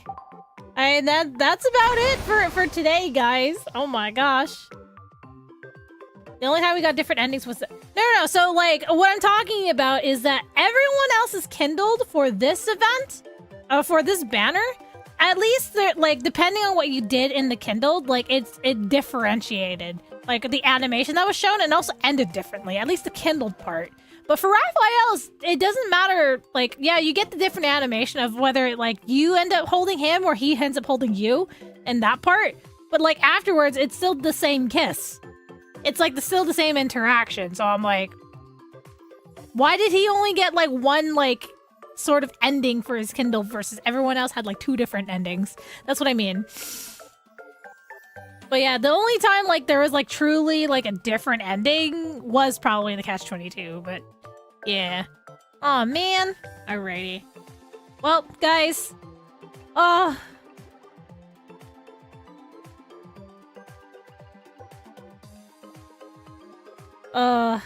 am so tired, guys. Not gonna lie. I should really get some rest. But I hope you guys enjoyed. I really did like all the memories.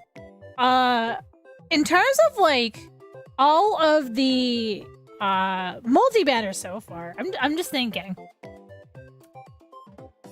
I don't know why, but like out of all the multi-banners that have happened so far, I think my favorite probably still is the Yes Caretaker one, because that one was just so ridiculous. It was so ridiculous, it was so funny, and it was very lighthearted.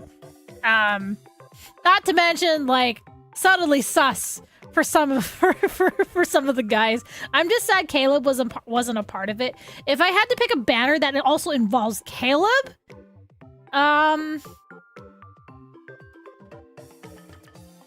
oh man, a multi-banner that involves Caleb. Oh man, that's a tough choice. Let me see, we really only have like 4 banners that count him? Yeah. So it's only the wedding one, the spring flowers one, Catch-22, and then this one. If I had to pick, oh man.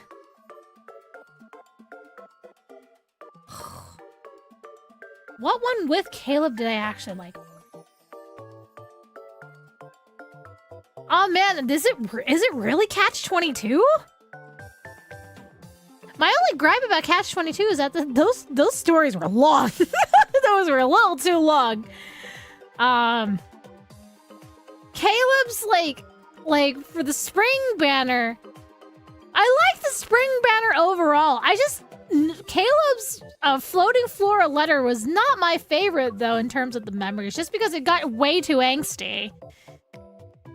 It got way too angsty for me. Because, like, we're dealing with, like, him suddenly, like, crashing and dying and his last words. Like, oh, it just felt too sad. Like, it was a weird, like, 180. In a banner that was supposed to be, like, all about, like, happiness, I guess. Yeah,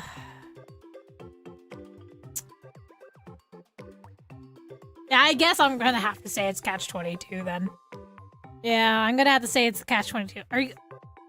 No, I'm not gonna go live tomorrow. No.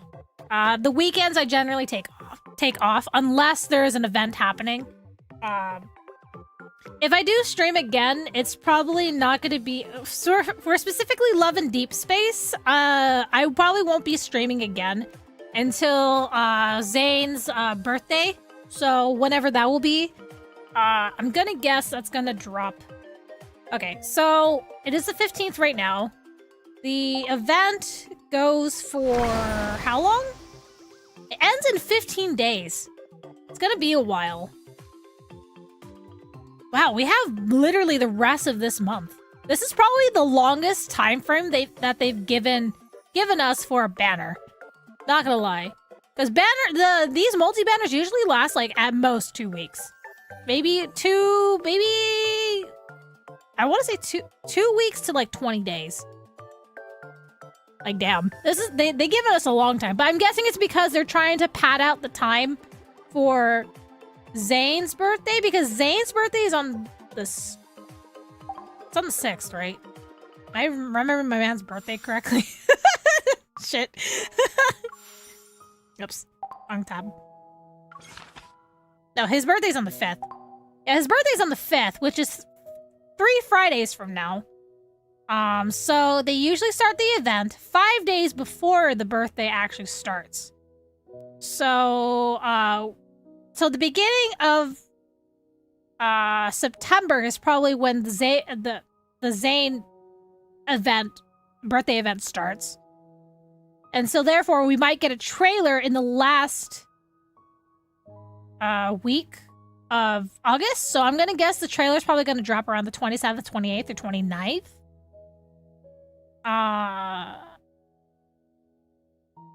So yeah, that sounds about right. It's so weird that I have this schedule thing down for, like, Love and Deepspace. I'm like, okay, when's the trailer gonna drop? It's probably gonna drop around this time. When's the next event start? It's probably gonna be around this time. At least for birthday events, it's easy to guess. Because, the birthday event, it'll go for just for a week. It usually just goes for a week. And then we get probably another solo banner. And if we get another myth, that will easily take up 2 weeks. And then I know Xavier's birthday is in October, and his birthday is, when was it again? Oh god, his desk looks so bare. I'm so sorry. I have yet to actually like decorate the desk. The 16th. So that will start. Oh, his event will probably start on the 12th. So we'll probably get a trailer on the 9th. And then probably during that time before that, working backwards, is probably going to be either a multi-banner or a myth, or maybe another solo banner.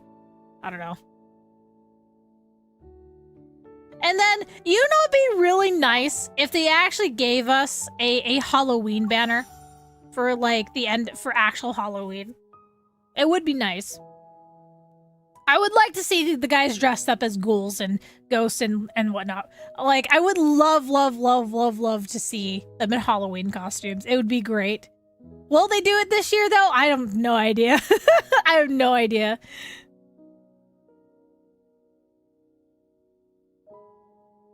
Yeah, trailer's usually a day or 2 left. Yeah.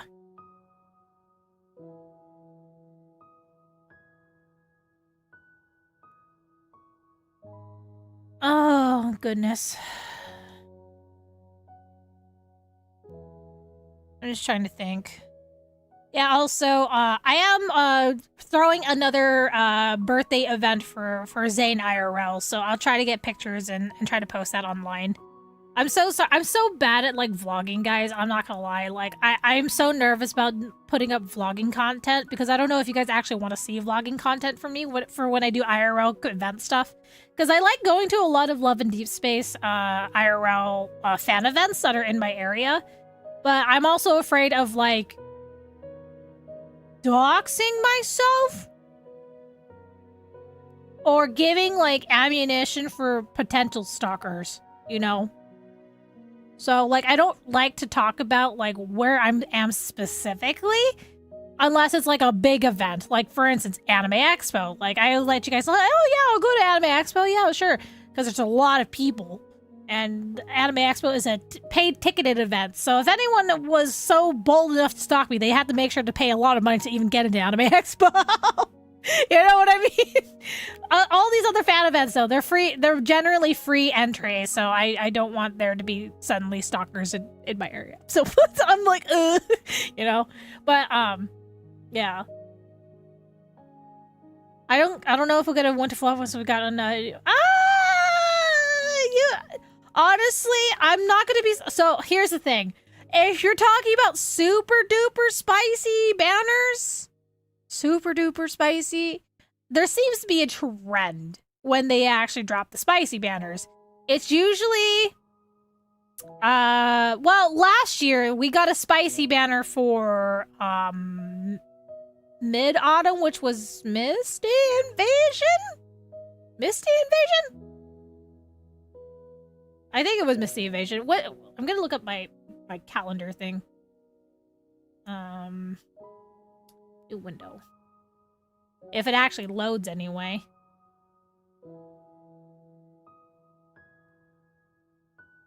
When did Misty Invasion drop? 11 Deepspace timeline.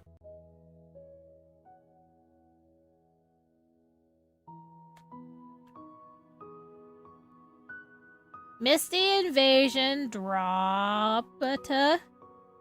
Okay, so let's see. Right now it's August.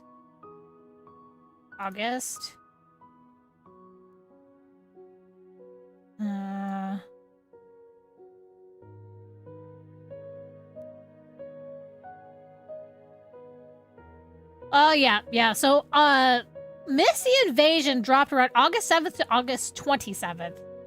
So right now our August stuff is just the summer banner. Excuse me. Yeah, it's this banner right now. And so last year after August, we got another 10 days with you. Wait, when was it? August 23rd to September 10th? Yeah, and Zane's birthday thing was August 31st through September 7th. And then after that, we got a solo banner for Rafayel. New Promise.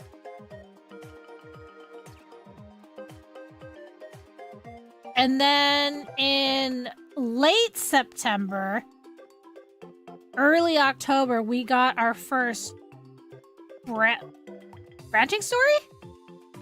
Yeah, we got our first branching story. And then it was Wander and Wonder. Ugh.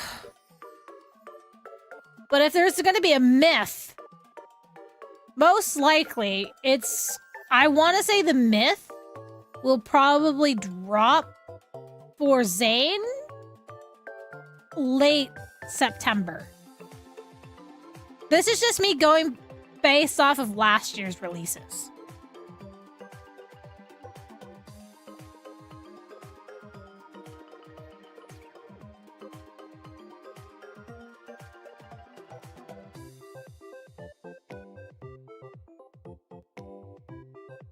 And Xavier's birthday, then Silas solo banner. Solo banner. Branching story. Yes, Cat Caretaker. New Promise.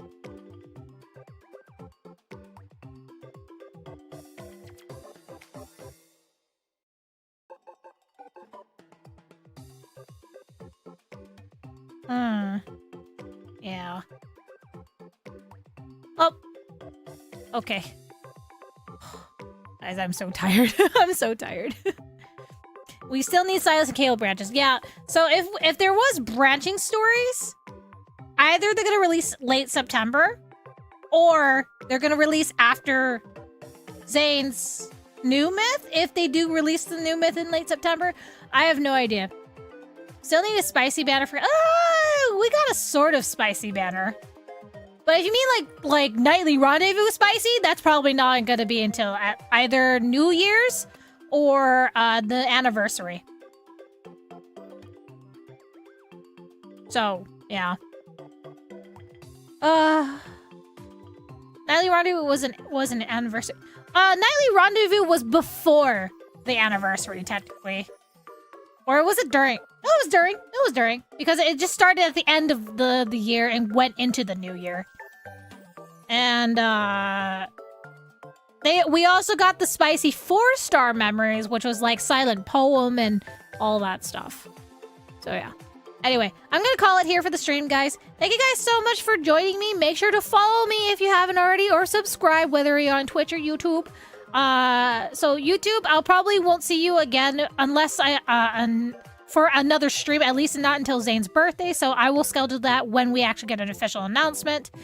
Otherwise, the next time you'll see me on YouTube is probably going to be a uploaded video, because like I said, I'm working on 2 videos right now. I'm working on a wishing FAQ guide thing, and also a how the heck did I save up diamonds within 1 month? Because I went from like less than 1,000 diamonds to 30k diamonds in 1 month. So I'm working on both of those scripts, and I'll hopefully have like at least maybe one of those videos posted before Zane's birthday. Hopefully, we'll see. I am still in con preparation or con prep hell right now. So yeah, because I do have a convention at the end of the month. So we'll just see. Otherwise, I'll see you guys next time. I appreciate everyone being here. Have a good one. Bye bye.